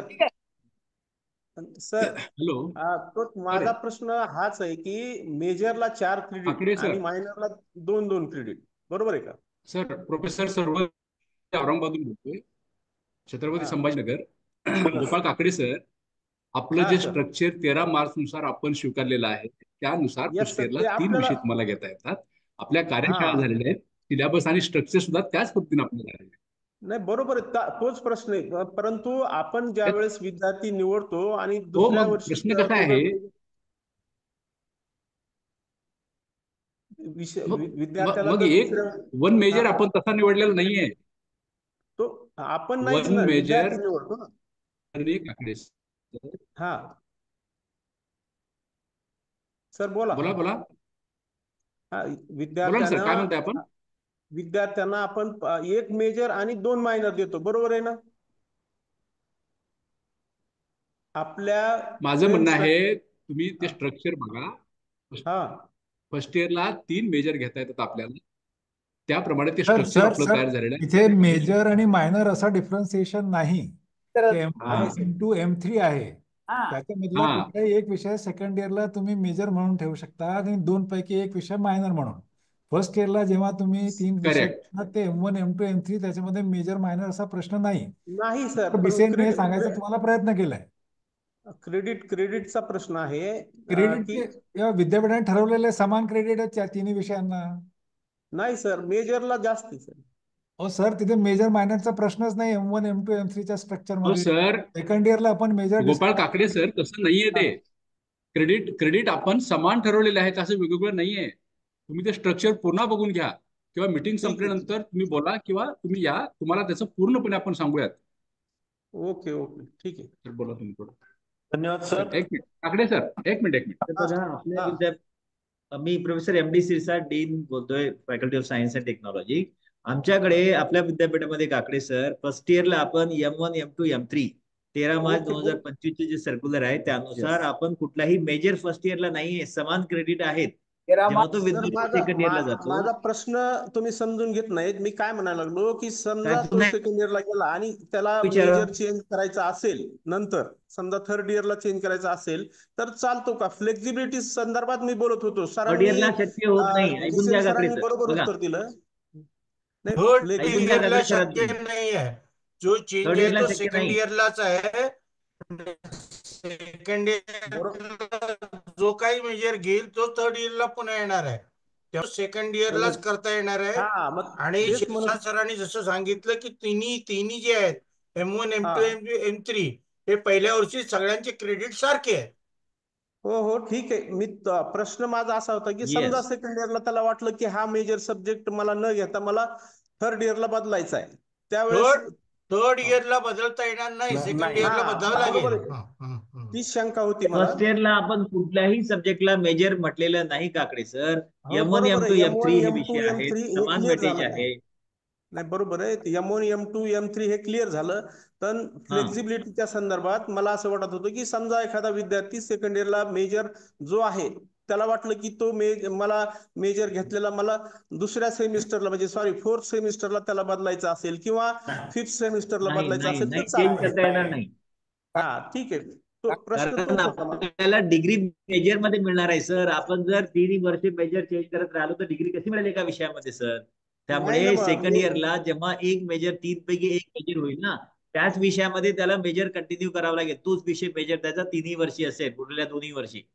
करेक्ट आहे सर, करेक्ट. फक्त मी शंका उपस्थित केली की जर समजा तो सेकंड इयरला गेला आणि त्याने एखादा मेजर निवडला आणि जर ठीक आहे, होऊ शकत नाही सर. मला वाटतं तुमचा प्रश्न मान्य शिरसाट सरांनी आणि मान्य सरवदे सरांनी बऱ्यापैकी क्लिअर केलेला आहे. या उपरही तुम्हाला अजून काही असेल तर आपण विद्यापीठाशी ही मीटिंग संपल्यानंतर अजून चर्चा करू शकतात. चर्चा तो ओपनच असते सर, तो काहीच प्रश्न नाही. ठीक आहे, झालेलं आहे माझं समाधान. धन्यवाद सर. पुढचा प्रश्न डॉक्टर नागर गोजे म्हणून आहेत. प्रश्न विचारा सर. नागर गोजे सर. सर नमस्कार. नमस्कार, बोला. डॉक्टर सुभाष नागरगोजे, कला वाणिज्य विज्ञान महाविद्यालय धानोरा, तालुका आष्टी, जिल्हा बीड. आमचं कॉलेज 2001 पूर्वीच आहे सर, नॉन ग्रँड कॉलेज आहे. मी आमचे विद्यार्थी सर कडाच्या कॉलेजला प्राचार्य आहेत, आमचे गुरु आहेत. त्यांच्या मार्गदर्शनाखाली आम्ही काम करतो. आता हा प्रश्न थोडा वेगळा आहे सर, NAPचा आहे. पण आमचे जे नॉन ग्रँड कॉलेज आहेत 2001 पूर्वीचे, हे आमच्या महाविद्यालयाला ग्रँड शासन देणार आहे का? आणि आमचं काय होणार? आमचे राहिले 11 वर्षे 12 वर्षे. म्हणजे मी आधीच म्हणलं सर, हा प्रश्न वेगळा आहे सर. हा प्रश्न राष्ट्रीय शैक्षणिक धोरण अंमलबजावणी संदर्भातल्या किंवा करिक्युलम फ्रेमवर्क या बाबींशी संबंधित नाही सर. तो शासन धोरणाचाच प्रश्न आहे. तो शासन पातळीवर त्याचा विचार होत असेल किंवा होणार आहे. त्यामुळे या प्लॅटफॉर्मवर याच्याविषयी आपण चर्चा करू शकत नाही sir. Next. Okay sir, thank you. Okay. पुढचा प्रश्न आहे डॉक्टर मुंजा भाऊ धोंडगे. धोंडगे सर, प्रश्न विचारा. अनम्यूट करा. Hello sir. हा सर. बोला ना, बोला. आपल्या विद्यापीठामध्ये या वर्षीपासून थर्ड इयरला पण आपण सुरू केलेलं आहे काही पेपरच्या बाबतीमध्ये. काय सुरू केलंय? नाही, थर्ड इयरच्या बाबतीमध्ये आपण क्रेडिट 3 ठेवले ना 4च्या ऐवजी. सर काहीतरी गडबड होते तुमची. म्हणजे भाऊ कुठल्या सर कॉलेजमध्ये सर सर ऐका ना, BA थर्ड इयरला आपलं कॉलेज? आपण CBSE पंडित गुरु पारडीकर महाविद्यालय सिरसाळा. सर BA थर्ड इयरच्या सिलेबस मध्ये आपल्याकडं 3 पेपर आहेत ऑप्शनलचे सब्जेक्ट. हा बोला. आणि त्या 3 सब्जेक्टच्या बाबतीमध्ये सुरुवातीला CBCS मध्ये 4 क्रेडिट होते आणि यावर्षीपासून आपण 4 पेपरच्या ऐवजी 3च पेपर केले. लँग्वेजेसला वगैरे माझा स्पेसिफिक मी लँग्वेजच्या संदर्भात बोलतोय, सोशल सायन्सला पण तसा विषय असू शकतो. आणि प्रत्येक सब्जेक्टसाठी फक्त 3 क्रेडिट ठेवलेले आहेत आणि त्यासाठी आपण 60 तासाचा वर्कलोड दाखवलाय सिलेबस मध्ये वगैरे. धोंडगे सर. हा सर सर सर एक मिनिट. भिसेन सर, मला असं वाटतं की सरोदे सर आहेत, ती जी क्लॅरिटी पहिल्यांदा त्यांच्याकडे येऊन दे, मग आपण दोंडगे त्याच्यावर सर. बोललो. एक मिनिट दोंडगे सर. हा सर. सर कुठलाही सिलेबस आपण फ्रेम करत असताना थेअरी कोर्स जर असेल तर एका क्रेडिटला 15 कॉन्टॅक्ट अवर्स आहेत. 3 क्रेडिटचा कोर्स असेल तर 45 कॉन्टॅक्ट अवर्स आहेत. 60 कॉन्टॅक्ट अवर्स असूच शकत नाही. तुमचं काहीतरी नाही, मग कन्फ्युजन आता सर आता फर्स्ट टर्म साठी आपण इम्प्लिमेंट करतोय ना, फर्स्ट टर्मला आपले 60 तास आहेत. मग 3 क्रेडिट कसे लक्षात ऍडजस्ट घ्या करायचे किती 60 तासात? क्रेडिटचा कोर्स आहे त्यावर अवलंबून नसतं सर. नाही लक्षात आता घ्या 45 ठीक आहे, सर 3 साठी 45 असू द्या सर, काय हरकत नाही. पण सत्र तर आपलं 60 तासाचं आहे ना. सर मी थोडस नाही, किती क्रेडिटचा कोर्स आहे त्यावर ठरतं ते. एक मिनिट आपण धोंडगे सर, आपण थर्ड इयर बद्दल बोलतात. हो सर. थर्ड इयरला रेग्युलर कॉलेजला कुठेही NEP इम्प्लिमेंटेड झालेलं नाही. नाही बरोबर आहे, पण माझ्या मनातली शंका होती. आणि दुसरा विषय असा आहे की आता आपण NEP फर्स्ट इयरला यावर्षी घेतली, त्याचं स्वागत आहे, परंतु जी काही समानता असली पाहिजे, लँग्वेज सर्व लँग्वेजेससाठी सारखी स्कीम असेल, सर्व सोशल सायन्सेससाठी सारखी स्कीम असेल. सर आता आम्ही काल कॉलेजमध्ये चर्चा केली, धनवे सर वगैरे, आमचं प्लॅनिंगच होतं तुम्हाला येऊन भेटायचं त्या संदर्भामध्ये. आता मराठीसाठी वेगळा विषय आहे, आता IKS मराठीमध्ये आहे, हिंदी इंग्रजीसाठी IKS नाहीये. मग ही जी थोडी विषमता जी होती आहे, त्यात काही कॉमन काही करता येईल का, हा एक विषय माझ्या संदर्भात होता. थर्ड इयरचा विषय या व्यासपीठावर करू नका. तो नाही सर, थर्ड इयर ठीक आहे, ओके, थर्ड इयरचं मी बंद करून आता फर्स्ट इयरच्या संदर्भात बोलतोय सर. बोला. नाही IKS पुन्हा लँग्वेज आपल्या 3 आहेत, इंग्रजीमध्ये आहे, मराठी आहे, हिंदी आहे. पुन्हा ती तुम्हाला फ्लेक्झिबिलिटी आहे. तुम्हाला जर वाटत असेल तुम्ही हिंदीमध्ये जास्त चांगला करू शकता, IKS करा. लँग्वेज नाही, पण तसं नाहीये ना. आमच्या विद्यापीठामध्ये IKS मध्ये लिटरेचर मध्ये मराठी संत साहित्य, मराठवाड्यातील संत साहित्य हा पेपर आहे, पण त्याला पॅरलल हिंदीमध्ये इंग्रजीमध्ये दुसरा पेपरच नाहीये. मग काय होतंय, मराठीचा वर्कलोड वाढतोय आणि हिंदीचा वर्कलोड कमी होतोय असं आम्हाला वाटतंय. त्याच गोष्टी हिंदीमध्ये शिकवतात तुम्ही. हा सर, काय सर? मी शिकतो की आपल्या IKSच्या लिस्ट मध्ये एक इंग्लिशमध्ये एक पेपर आहे, introduction to ancient Indian technology. हा सुद्धा एक पेपर आहे. जे 6 पेपर आहेत ते मराठवाड्याच्या वेगवेगळ्या संस्कृतीवर आधारित आहेत मराठीमध्ये. परंतु आपण ते प्रोव्हिजन दिलेलं आहे, तुम्हाला प्रोव्हिजन केलेलं आहे. तुम्ही मराठी, हिंदी, इंग्लिश कुठल्याही, कारण सिलेबस सुद्धा आहे, इंग्लिशमध्ये सुद्धा सिलेबस आहे, मराठीमध्ये सुद्धा आहे, हिंदीमध्ये सुद्धा आहे. पण आपल्या बोर्ड ऑफ स्टडीज मध्ये सर तुम्ही कॉमन फ्रेमवर्क केलं ते, परंतु आपल्या प्रत्येक लँग्वेजेसच्या बोर्ड ऑफ स्टडीनं तसं टाकायला पाहिजे ना, हिंदीला हे घेता येईल, इंग्रजीला हे घेता येईल, असं काहीच केलं नाही त्यांनी. IKS हा कॉमन आहे, हा पर्टिक्युलर बोर्ड ऑफ स्टडीशी संबंधित नाही. पण ते लँग्वेजेस मेन्शन करायला पाहिजे असं माझं म्हणणं आहे सर. नाही, पण त्यांनी असं काय लिहून द्यायला पाहिजे थोडंच आहे. संत साहित्य हिंदीमध्ये, नाही संत साहित्य हिंदीमध्ये शिकू शकता, मराठीमध्ये शिकू शकता, इंग्रजीमध्ये सुद्धा शिकू शकता, असं काही नाही आहे. शिकू शकतो सर आपण, पण आता कसं आहे, आपल्या सिलेबस मध्ये जर विषय मेन्शन केला नसतं तर शिकवायचा कसा? जो विषय मराठीतला आहे तो हिंदीमध्ये शिकू शकता, जर तुम्हाला नाही ना सर, लँग्वेजचा इश्यू असेल सर. सोबत बोलतोय, IKS हा आपण कॉमन केलेले आहेत, विद्यापीठानं तो सिलेबस BOS आणि कमिटी तर्फे तयार केलेला आहे. 5 ते 6 IKS आपण यावर्षी इंट्रोड्यूस केलेले आहे. त्याच्यानंतर आणखी काही IKS असतील तर बोर्ड ऑफ स्टडीद्वारे उद्या आपण त्याला घेता येतील. 6 IKS आपण कॉमन दिलेत नाही यावर्षी. नाही सरोदे सर, तुम्ही IKS विषय चांगला निवडला, सगळ्यासाठी ठेवला, हे आहे, परंतु त्यानंतर सब लेवलवर जे समजा प्रत्येक विषयाच्या अभ्यास मंडळानं जे सिलेबस आम्हाला दिले ना, 22 क्रेडिटचे फर्स्ट टर्म सेमिस्टरला, सेकंड सेमिस्टरला 22 क्रेडिटचे, त्यामध्ये त्यांनी स्पेसिफिक मेन्शन करत असताना फक्त मराठीच्या सिलेबसमध्ये IKS टाकले, परंतु हिंदी आणि इंग्रजीच्या सिलेबसमध्ये त्या बोर्डानं IKS टाकलेलं नाही. अहो सर, बोर्डात टाकायची आवश्यकता नाही, कॉमन दिलं विद्यापीठाने. अच्छा ते एकदा सर बघा, माझ्या मनातला प्रश्न होता म्हणून मग तुम्हाला बोललो. जर बघा त्या बाबतीत जर तुम्हाला काही बघता आलं तर. बघायची गरज त्याच्यामध्ये नाहीये. आपण हे हो 6 सर. AKs दिले आहेत. तुम्हाला हो असं सर. वाटलं मराठीच्या बोर्ड ऑफ स्टडीजला किंवा इंग्रजीच्या बोर्ड ऑफ स्टडीजला आपल्याला येत्या जून पासून वेगळ्या काही हो आयकेएस सर. घ्यायचा आहे का, तुम्ही तशा हो सर. पद्धतीने बोर्ड ऑफ स्टडीज प्रस्ताव द्या ना. आम्ही चालेल सर, चालेल, काय हरकत नाही. आपल्याकडे 6 आयकेएस केलेत आपण सध्या. हो हो सर, हो सर. आयकेएस 6 आहेत तुमचे. मग त्यामध्ये काही हिस्ट्री नाही घेतले, काही कलेच्या संदर्भात जे आहे ते हिस्ट्रीने घेतले आहेत, पुन्हा होम सायन्स रिलेटेड होम सायन्सने घेतले. आपण ऍड social करतो science यावर्षी मराठी. पुन्हा काही आयकेएस मध्ये काही विषय आपण ऍड करतोय. ऍड करतोय आपण. धोंडगे तुम्ही पण सर. सजेस्ट हा करा सर. तुमच्या बोर्डाच्या. Dhondge yes yes sir, yes. हा सर. आपण 24-25 पासून सुरुवात केलेली आहे संलग्नित महाविद्यालयांसाठी.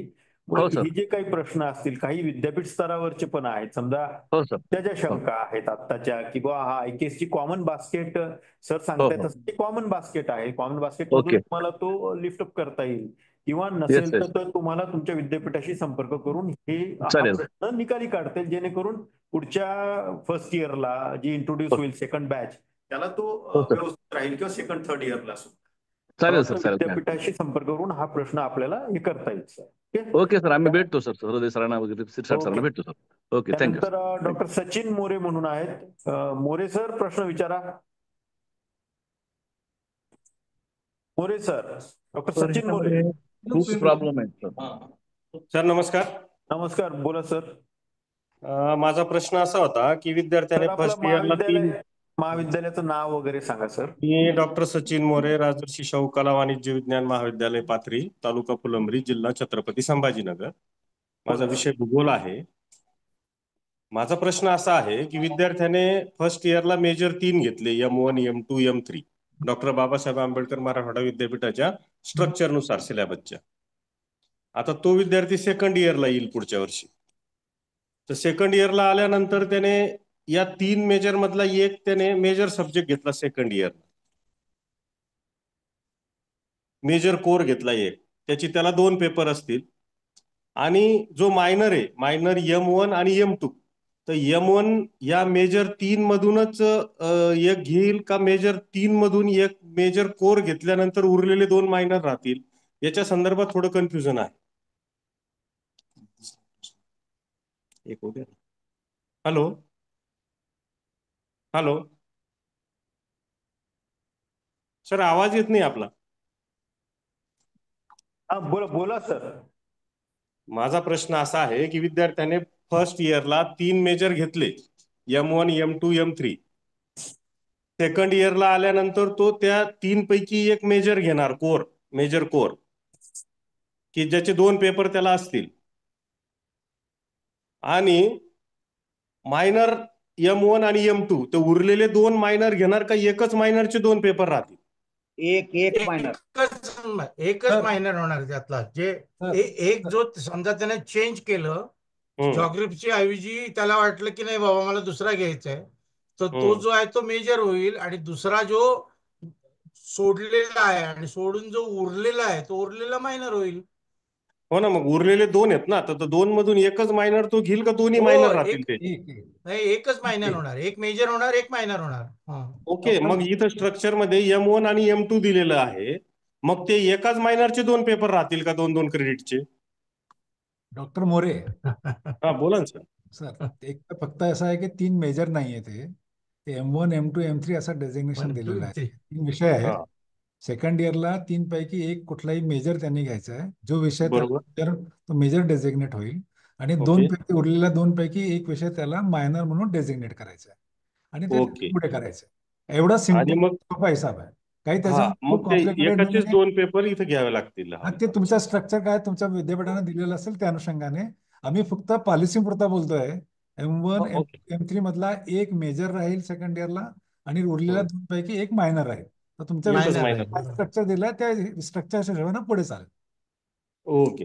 मग सर, मला डॉक्टर बाबासाहेब आंबेडकर विद्यापीठाच्या संबंधित माननीय कुलगुरू साहेब असतील किंवा शिरसाट साहेब असतील यांना विचारायचं आहे की आता मायनर M1, M2 केलेला आहे मायनर मध्ये, तर मग आम्ही सिलेबस बनवत असताना, आता उदाहरणार्थ मायनर जॉग्राफीचा सिलेबस बनवत असताना M2चा एक पेपर बनवायचा आणि M1चा एक पेपर बनवायचा का?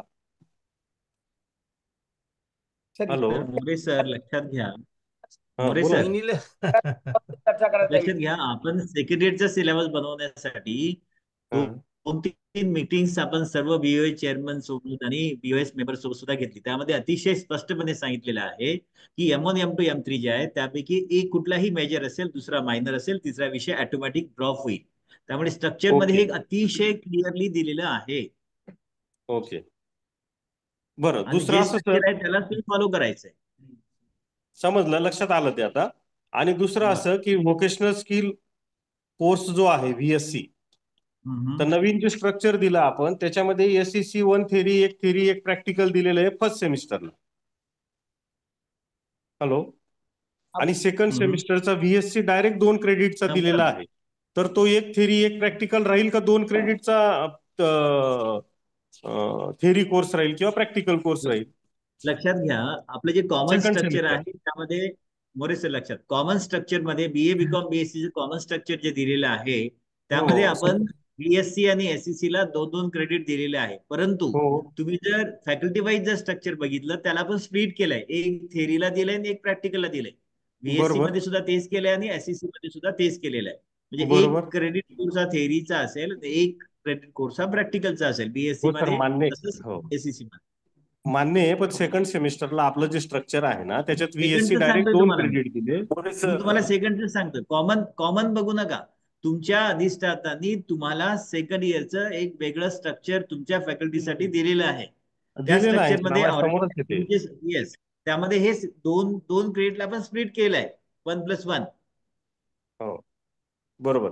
मी सेकंड सेमिस्टर संदर्भात बोलत होतो. रिवाइज जे दिलं ना, रिवाइज सर ऐका ना, रिवाइज जे दिलेलं आहे ना त्याच्यामध्ये सेकंड सेमिस्टरला आम्ही VSC चा डायरेक्ट 2 क्रेडिटचा कोर्स दिलेला आहे की जो 1+1 नाही, म्हणून मी विचारलं सर. सर तुम्ही जुनं बघताय, तेच सांगतोय. तुम्ही ते जुनं बघताय. तुम्ही जर अपडेटेड 14/2/2025 बघतोय सर मी. अधिष्ठातांनी जे दिलेलं आहे ते बघा, तुम्ही अपडेटेड बघा. त्यांनी मिटिंग सुद्धा घेतलेल्या आहे सर्व BOS मेंबर्स आणि BOS चेअरमन सोबत. ते अतिशय क्लिअर दिलेलं आहे सर. आणि तुम्हाला जर त्याही उपर जर काही अडचण असेल तर तुम्ही तुमच्या अधिष्ठाता त्यांना येऊन भेटा, ह्या गोष्टी क्लिअर होतील ना. मी तुम्हाला भेटतो वेबसाईटला सर. आपण विद्यापीठाशी संपर्क करून तुमच्या सविस्तर चर्चा करा. हा प्लॅटफॉर्म आपले प्रश्न आणि तज्ञांशी करा. ह्या आपण डिस्कशन प्रोलॉंग न करता, कारण इतरही खूप प्रश्न आहेत. Okay sir, okay, thank you sir. Shirsat sir मी भेटतो तुम्हाला. थँक्यू. मीटिंग संपल्यावर 10 मिनिटांमध्ये आपल्याला 2-3 प्रश्न घ्यायचे. तर मी पुढचे थँक्यू सर. अश्विन रांजणीकर म्हणून आहेत. रांजणीकर सर, प्रश्न विचारा आपला. अश्विन रांजणीकर. हो सर, नमस्कार. नमस्कार, बोला सर. थोडक्यात प्रश्न विचारा आपला. हो, थोडक्यात प्रश्न विचारतो. मी श्री संत सावतामाळी ग्रामीण महाविद्यालय फुलंब्री या ठिकाणी इंग्रजी हा विषय शिकवतो. मी आपल्या स्ट्रक्चरच्या बाबतीमध्ये मला प्रश्न विचारायचा आहे. हे जे स्ट्रक्चर आहे आपण जे तयार केलेलं आहे महाराष्ट्र गव्हर्नमेंटने आणि आमच्याही डॉक्टर बाबासाहेब आंबेडकर मराठवाडा विद्यापीठाने, UGCचं ज्यावेळेस मी 4 वर्षाचा डिग्री कोर्सचं स्ट्रक्चर पाहतो त्यावेळेस त्याच्यामध्ये असलेले 2 महत्वाचे विषय आहेत. एक आहे डिजिटल अँड टेक्नॉलॉजिकल सोल्युशन्स. याच्यासाठी 4 क्रेडिट त्यांनी करायचे असे म्हटले होते, सुचवलेलं होतं.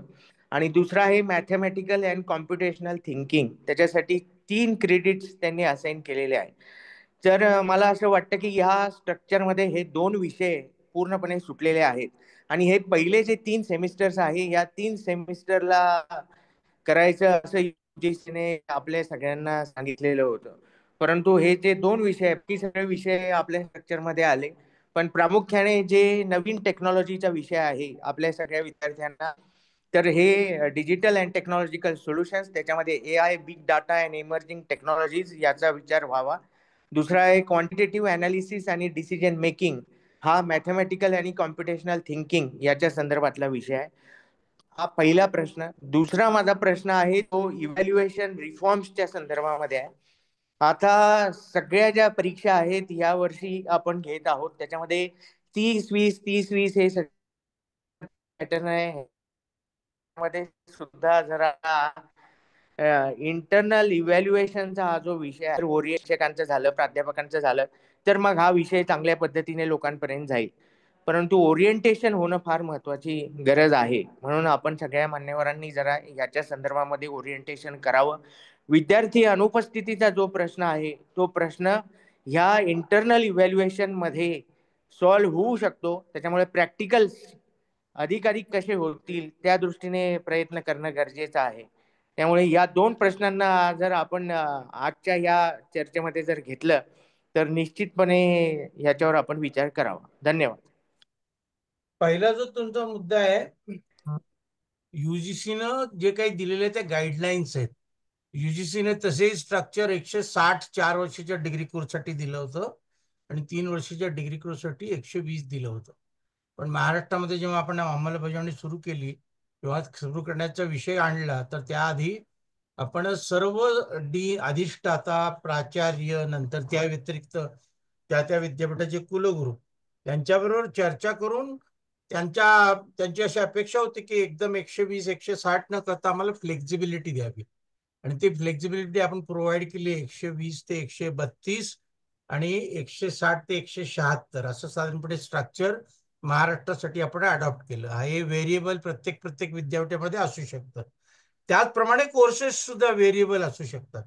त्यामुळं जर तुम्हाला असं वाटत असेल की ते कोर्सेस उत्तम आहेत आणि तुमच्या विद्यापीठाच्या मध्ये त्याच्यातला अवेलेबल एक्सपर्टाईज जर असेल तर तुम्ही त्या विद्यापीठाला सांगू शकता की ह्या कोर्सेसच्या संबंधात आपण काम करणं गरजेचं आहे आणि तुम्ही घेऊ शकता.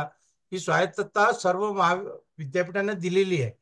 कोर्सेस कुठले घ्यावेत, कुठले सिलेक्ट करावेत, रिजन स्पेसिफिक काय असावं, या सगळ्या गोष्टी आहेत. ते विद्यापीठाचं स्वातंत्र्य आहे, स्वायत्तता आहे.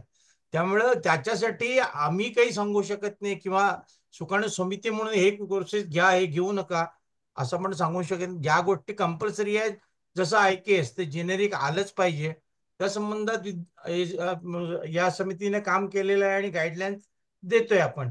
पण बाकीच्या बाबतीमध्ये कुठले कोर्सेस ठेवायत, कुठले असावेत नसावेत, हा त्या विद्यापीठांचा प्राधिकरणांचा विषय आहे. धन्यवाद सर.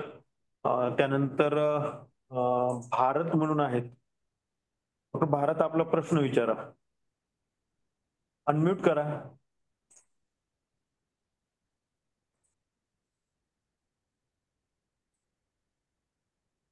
हा सर, नमस्कार. नमस्कार, विचारा सर. मी प्राध्यापक भारत पगारे, परब अटल महाविद्यालय गेवराई बीड कॉमर्स फॅकल्टीमध्ये जॉईन आहे. वाणिज्य शाखेमध्ये सिलेबस संदर्भात काय ज्या समस्या असतात त्या समस्या आमच्या आदरणीय सर डॉक्टर वाल्मिक सरोदे यांना बऱ्यापैकी माहिती आहे आणि सोल्युशन त्यांच्याकडे आहे. परंतु माझा एक बेसिक प्रश्न आहे की जो अत्यंत गंभीर आहे. महाविद्यालय, बरेच महाविद्यालय महाराष्ट्रातील महाविद्यालयामध्ये विद्यार्थ्यांची उपस्थिती ही 10% 5%च्या पण बऱ्यापैकी नसते. म्हणजे विद्यार्थी वर्गात असेल तर आपण NAP प्रोग्राम रन करू शकतो, विद्यार्थी वर्गात असेल तो घडू शकतो. परंतु विद्यार्थ्याची गैरहजेरी वर्गामध्ये असते. याचं बेसिक कारण जर आपण शोधलं तर विद्यार्थी असं रिझन देतात की सर, म्हणजे महाराष्ट्रामध्ये बेरोजगारीचं प्रमाण मोठ्या प्रमाणात आहे, सर्वांनाच माहित आहे, घरामध्ये कमावता कोणी नाही. अशा परिस्थितीमध्ये विद्यार्थी शिक्षण सोडून बाहेर जॉब करतात, कुठेतरी मजुरी करतात आणि परीक्षाच्या पिरियडमध्ये महाविद्यालयामध्ये येतात आणि परीक्षा देतात. म्हणजे विद्यार्थी जो स्किल घेऊन बाहेर पडायला पाहिजे ते स्किल विद्यार्थ्यांमध्ये येत नाही. त्याला एकमेव कारण म्हणजे विद्यार्थी हा वर्गामध्ये गैरहजर असतो. तर त्याला असं एक सोल्युशन आपल्याला काही काढता येईल का? जसं आपण लाडकी बहीण योजना सुरू केली, विद्यार्थ्यासाठी आपण अशी काही योजना त्या ठिकाणी त्या लॉन्च करू शकतो का की जेणेकरून त्या सिलेबसमध्ये किंवा एवढा कम्प्लीट केला तर त्याला अशा पद्धतीने त्याचं रिम्युनरेशन किंवा अशा पद्धतीने काहीतरी इकॉनॉमिक बेनिफिट त्याला मिळेल. या संदर्भात काही जर दिलं तर विद्यार्थी हा 100% महाविद्यालयामध्ये येईल, तो घडेल, प्राध्यापकाच्या सहभागात राहील आणि राष्ट्र निर्माण करण्यामध्ये त्याची अहम भूमिका त्या ठिकाणी असेल. स्किल त्याला भेटेल. विद्यार्थीच वर्गात नसेल तर NAP प्रोग्राम किती तुम्ही राबवता, विद्यार्थ्याला भेटत जर नसेल विद्यार्थी स्किल कसं काय त्याला मिळेल? हा एक महत्वाचा प्रश्न आहे, गंभीर प्रश्न आहे. याच्यावर NAP पण नियोजन केलं पाहिजे आणि काही अंदाजपत्रकामध्ये जर काही त्याचे प्रावधान करता येत असेल तर तसंही त्या ठिकाणी मला ही तुमच्याकडून अपेक्षा की आपण याच्यावर समाधान कसं शोधू शकतो. या प्रश्नावर मी बोलू का? अनिल राव बोलतोय. बोला सर, बोला. आपले स्वागत आहे सर. धन्यवाद. मी जरा उशिरा आलो, माझ्या डोळ्याचं ऑपरेशन झालेलं असल्यामुळे. परंतु आता सरांनी सूचना वजा प्रश्न जो केलेला आहे त्याचे अनेक आयाम आणि कंगोरे आहेत. विद्यार्थ्यांना आर्थिक काही लाभ दिला की विद्यार्थी वर्गामध्ये बसतील आणि वर्गात आल्यावर त्यांना कौशल्य मिळेल आणि नंतर मग त्यांचं मजुरीची वेदना संपेल, हे जे मांडलं गेलेलं आहे त्याबरोबरीनं विशेष सायकल मधला सरांनी असा विचार करायला पाहिजे की आपण विद्यार्थ्यांना वर्गामध्ये का होल्ड करू शकत नाही. वर्गामध्ये विद्यार्थी अनुपस्थित राहण्याची कारणं हे विद्यार्थ्यांची आर्थिक स्थिती एवढंच नसून अनेकविध कारणं आहेत. त्याच्यामध्ये जर विद्यार्थ्यांना वर्गामध्ये काही मिळत नाही असं वाटत असेल किंवा अभ्यासक्रम कुचकामी असतील, उपयोगी नाही असं वाटत असेल, युटिलिटी व्हॅल्यू नसेल, परीक्षेमध्ये गांभीर्य नसेल, तर अनुपस्थिती ही कारणं होऊ शकतात. अर्थात अनुपस्थिती त्याच्यावरच्या उपाययोजना हा खूप व्यापक विचार आहे. तो इथे एवढ्या मर्यादित वेळेमध्ये आपण नाही सोडवू शकणार. परंतु आपण माझ्यासह सर्व शिक्षण क्षेत्रातल्या मंडळींनी विद्यार्थ्यांच्या अनुपस्थितीबाबतचा आत्मचिंतन आणि आत्मक्लेशदायक आत्मचिंतन करण्याची गरज आहे. एवढीच कॉमेंट मी यावर करू शकतो. आजच्या या बैठकीमध्ये या विषयावर चर्चा करणं जरा कठीण आहे. पण आधीचा एक जो विषय IKS बद्दल मांडला त्यावेळेला मी बोलू शकलो नव्हतो. 1 मिनिट मगर सरांच्या परवानगीने एक्स्ट्रा घेतो. प्लीज की 20 एप्रिल आणि 13 मार्च यामध्ये NEP कमिटीने जे स्ट्रक्चर दिलेलं आहे त्यामध्ये IKS हा आर्ट्स सायन्स कॉमर्स फॅकल्टी करता जेनेरिक IKS सुरुवातीला असावा आणि नंतर मेजर स्पेसिफिक IKS असावा अशी कल्पना आहे. त्याच्यामुळे मला हे थोडं लक्षात आलं नाही बामू करता की मराठी संत साहित्याचा अभ्यास हा मराठी बोर्ड ऑफ स्टडीजने IKS बनवला आणि हिंदीचे वेगळे बनवतायत. जेनेरिक IKS म्हणून विद्यापीठाने त्याची चर्चा किंवा विचार करायला पाहिजे. आणि शेवटचा मुद्दा, अनेक सारे प्रश्न मी ऐकतो आहे. या प्रश्नांमध्ये मला असं जाणवत आहे NEP स्टिअरिंग कमिटीचा सदस्य म्हणून की Sarwade sir, Phulari sir, Shirsat sir यांनी अशा मायक्रो लेवलच्या इश्यूज बद्दलचे खरं म्हणजे स्थानिक स्तरावर, जिल्हा स्तरावर डायरेक्ट प्रश्नोत्तराचे कार्यक्रम फिजिकल मोडमध्ये घ्यावे. त्यावेळेला NEP मधल्या एखाद्या सदस्याला बोलवावं आणि कदाचित त्यामधून आपल्या स्ट्रक्चरमध्येही आपल्याला आवश्यक असलेले बदल घडवून आणता येतील. एवढं एक सजेस्टिव्ह कॉमेंट मी आता फक्त करतो. धन्यवाद. धन्यवाद सर. प्रोफेसर सर्वदे बोलतोय की जिल्हा वाईज आम्ही 4-4, 5-5 शिबिर अशा पद्धतीने घेतलेले आहेत. आपणही छत्रपती संभाजीनगरला आला होता. त्यानंतर बरेच आपले स्टेअरिंग कमिटी आणि सुकाणू समितीचे मेंबर सुद्धा आम्ही त्या ठिकाणी बोललो होते. बिशेन सर सुद्धा त्या ठिकाणी येऊन गेलेले आहेत. म्हणजे आम्ही सर्व क्लिअर करायचा प्रयत्न केलेला आहे. तरी परंतु आणखी काही शिबिर आम्ही जिल्हा लेवलला घेण्याचा प्रयत्न करतो. Yes sir. धन्यवाद सर. आता आपण पुढचे फक्त 2 प्रश्न घेऊया सर, वेळेअभावी आपल्याला होईल. आणि मी आता पुढचे डॉक्टर वसंत महादेव गायकवाड सर. गायकवाड सर, आपला प्रश्न थोडक्यात विचारा. पुढे अजून 2-3 आहेत, त्यांनाही वेळ मिळणं आवश्यक आहे. विचारा सर. नमस्कार. हा नमस्कार, बोला. वसंत गायकवाड बोलतोय, Shri Chhatrapati Shivaji college Umarga, BOS mathematics. Sir, माझा एक बेसिक प्रश्न होता की सेकंड इयरला आपण न्यू एज्युकेशन पॉलिसीमध्ये मेजरच्या ज्या सब्जेक्ट आहेत, समजा मी फक्त मॅथमॅटिक्स बोलतो, ते सगळ्या कॉमन सगळ्यासाठी राहील. मेजरचे 1-2 पेपर आणि खाली त्याला करस्पॉन्डिंग मायनरचे मॅथमॅटिक्सचे 2 पेपर. तर सर, मॅथमॅटिक्सचे पेपर घेत असताना आता काय होतं, हे सगळं वर्कलोड वाढणार आहे खूप. आणि मॅथमॅटिक्सला बऱ्याच ठिकाणी फक्त सिंगल फॅकल्टी आहे. तर मग हे प्रॅक्टिकल आणि हे प्रॅक्टिकली घेणं हे खूप थोडंसं इम्पॉसिबलच्या ह्याच्याकडे चाललेलं आहे. आणि दुसरी गोष्ट, आमच्याकडे समजा जिथं एक फॅकल्टी आहे तिथं सेकंडरी फॅकल्टी आहे, त्यांना विद्यापीठ फेब्रुवारी एंडिंगला टर्मिनेट करतंय. म्हणजे ते परत प्रॅक्टिकल एक्झाम घेताना किंवा कुठल्याच ह्याच्यामध्ये ते आपल्याला ऑफिशियली घेता येत नाहीत ते कॅन्डिडेट. तर वर्कलोडच्या संदर्भात पण ह्याच्या संदर्भात थोडंसं बोललं तर बरं होईल, अशी माझी रिक्वेस्ट आहे. Thank you sir. सरांनी सांगितलं त्याच्यावर मी बोलतो. मगर सर. Sir please. हा, एक तर आधी दुसरा भाग घेतो की जे टेम्पररी प्राध्यापक आहेत ते फेब्रुवारी अखेर टर्मिनेट केले जातात आणि नंतर प्रॅक्टिकल आणि इतर परीक्षांचं काय करायचं हे जी सद्यस्थिती आहे ही एनईपीच्या आधी आणि एनईपी नंतरही कायम आहे. त्यामुळे त्याच्यावरचं पॉझिटिव्ह इंटरव्हेन्शन शासकीय धोरणात काय करायचं हा एक सकारात्मक विचार शासनाला करावा लागेल. एनईपी त्याकरता शासनाला वारंवार बोलतीये, लिहितीये. राहिला प्रश्न वर्कलोडचा, तर वर्कलोडच्या बाबत प्रत्यक्षतः किती विद्यार्थी मॅथमॅटिक्स घेतात, मेजर मॅथमॅटिक्स घेतल्यावर त्याला कॉम्प्लिमेंटरी ते मॅथमॅटिक्सचेच 2 पेपर घेणार आहेत का कॉम्प्लिमेंटरी मॅथमॅटिक्सला जोडलेलं स्टॅटिस्टिक्स किंवा इतर काही घेणार आहे हाही विचार केला पाहिजे. मला जेवढं स्मरत आहे आणि मला जे योग्य वाटतंय ते असं आहे की मायनॉर हा सब्जेक्ट त्या मेजरच्या विषयाला कॉम्प्लिमेंटरी असावा, त्याच विषयातला मायनॉर असावा का याच्यावर चर्चा करावी लागेल. अर्थात हा विद्यापीठानं अकॅडमिक काउन्सिलमध्ये घ्यायचा निर्णय आहे. तिसरा विषय राहिला सिंगल फॅकल्टी.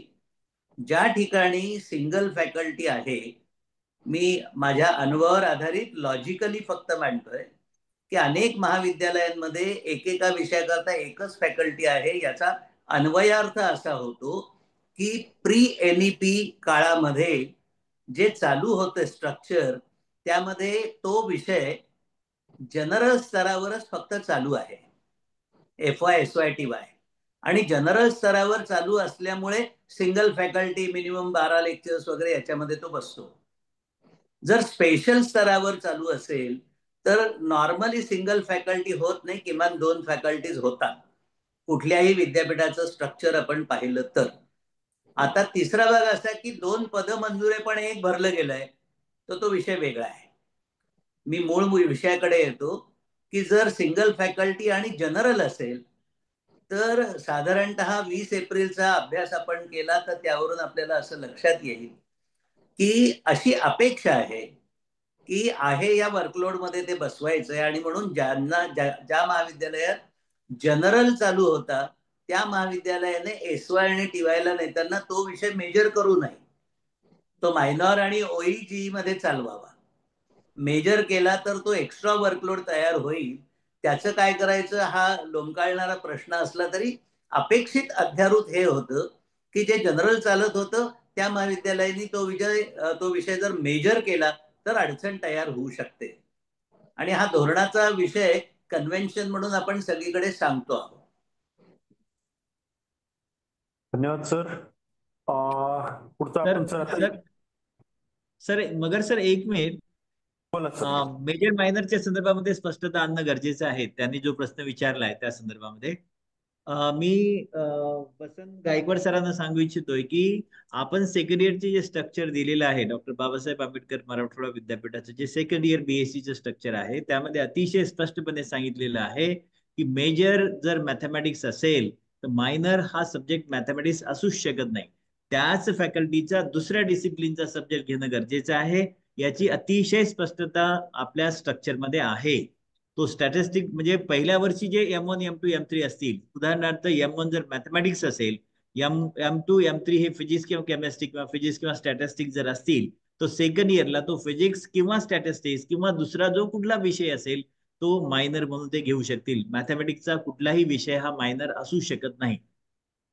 सर त्याच्या संदर्भात फक्त एकच वाक्यात बोलतो मी. समजा मॅथमॅटिक्स नाहीये पण समजा फिजिक्स केमिस्ट्री अदर सब्जेक्ट वाल्यांना मॅथमॅटिक्स मायनर घ्यायचा असेल तर त्यावेळेस अडचण येते. म्हणजे मॅथमॅटिक्सला तर मायनर नाहीयेच, म्हणजे मॅथमॅटिक्स घेणाऱ्या विद्यार्थ्यांना मायनर मॅथमॅटिक्स नाहीये. सर आपण लक्षात घ्या, मॅथमॅटिक्स फिजिक्स केमिस्ट्री पहिल्या वर्षी आहे आणि दुसऱ्या वर्षी त्यातल्या एका विद्यार्थ्याला फिजिक्स मेजर करायचं आहे आणि मायनॉर मध्ये मॅथमॅटिक्स हवं असेल तर तो ऑप्शन असेल की तुमच्याकडे. नाही ऑप्शन असेल, त्याच्या टीचिंगच्या संदर्भातला प्रश्न होता की वर्कलोड. लक्षात घ्या तुमच्याकडच्या उपलब्ध प्राध्यापक संख्या आणि मंजूर कार्यभारामध्ये तुम्ही SY ला मायनॉर कुठला उपलब्ध करून द्यायचा हा तुमचा चॉईस आहे आणि ते तुम्हाला कार्यभाराच्या चौकटीमध्ये बंधनात ठरवायचं आहे.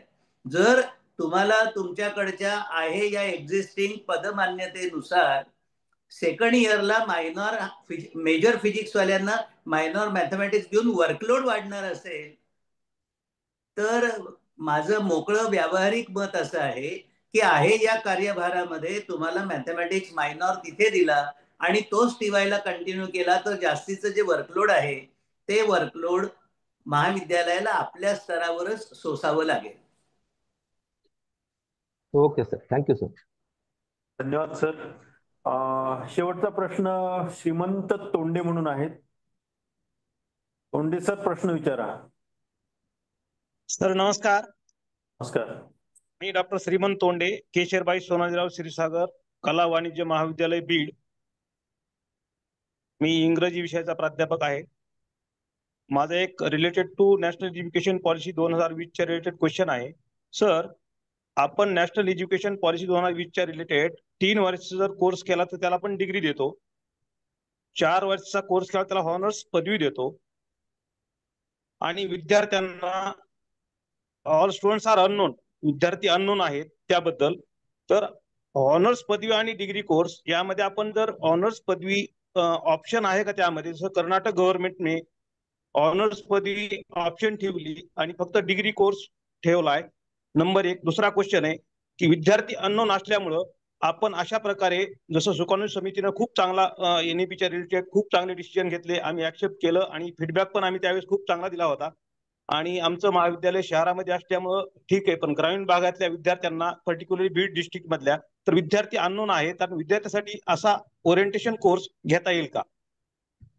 सर, याचं उत्तर लगेच देतो की 4 वर्षाचा डिग्री का 3 वर्षाची डिग्री हे चॉईस विद्यार्थ्याचं आहे, मॅन्डेट कुठलंही नाही. हा एक. आणि विद्यार्थ्यांमधला NEP बद्दलचा अवेअरनेस कमी आहे हे तर मोकळेपणाने सांगायचं तर आपल्याला संपूर्ण महाराष्ट्रामध्ये जाणवत आहे. नंबर 2, विद्यार्थ्यांचा अनअवेअरनेस आहे. त्याकरता शासनाने NEPने स्कूल कनेक्ट नावाच्या ऍक्टिव्हिटीज राबवल्या, ज्यामध्ये 12वीच्या विद्यार्थ्यांना यामध्ये ओरिएंट करावं असं म्हटलेलं आहे. परंतु आपण सगळे शिक्षक आहोत, मोकळेपणाने आपण असं मान्य करू की स्कूल कनेक्ट सारख्या ऍक्टिव्हिटीज होतात, विद्यापीठं काही सेशन्स वेगवेगळ्या ठिकाणी करतात, काही मुलं तिथे जॉईन होतात. परंतु तुमच्यासारख्या शिक्षकांनी ह्यामध्ये सेल्फ लर्निंग करून ऍक्टिव्हली कार्यकर्ता म्हणून काम करण्याची गरज आहे. हे पुढे आल्याशिवाय, म्हणजे आता तुमचं शहरी महाविद्यालय आहे, पण मी असं म्हणेन की तुमच्या आजूबाजूच्या ग्रामीण भागातल्या 15 महाविद्यालयांची जबाबदारी तुमच्या शहरी महाविद्यालयाने घेऊन त्यांच्यापर्यंत पोहोचलं पाहिजे ना.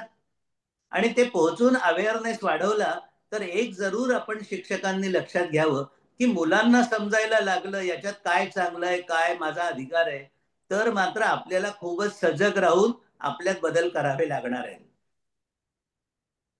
Okay, thank you sir, thank you. धन्यवाद सर. बऱ्यापैकी आज प्रश्नांचं आपलं ब्रेनस्टॉर्मिंग झालं सर आणि विविध प्रश्नांना आपण सगळ्यांनी शंका निरसन प्रश्नांचं केलंय. तर आजच्या या सत्राला डॉक्टर बाबासाहेब आंबेडकर मराठवाडा विद्यापीठाचे सन्मान्य कुलगुरू पुलारी सर, कुलगुरू सरवदे सर, तसेच कुलसचिव अमृतकर सर हेही सहभागी झालेत आपल्या तज्ञ समितीच्या तज्ञ सदस्यांसमवेत आणि त्यांनीही यामध्ये सक्रिय सहभाग घेतला. त्यांचं मी त्यांना मी अतिशय धन्यवाद देतो.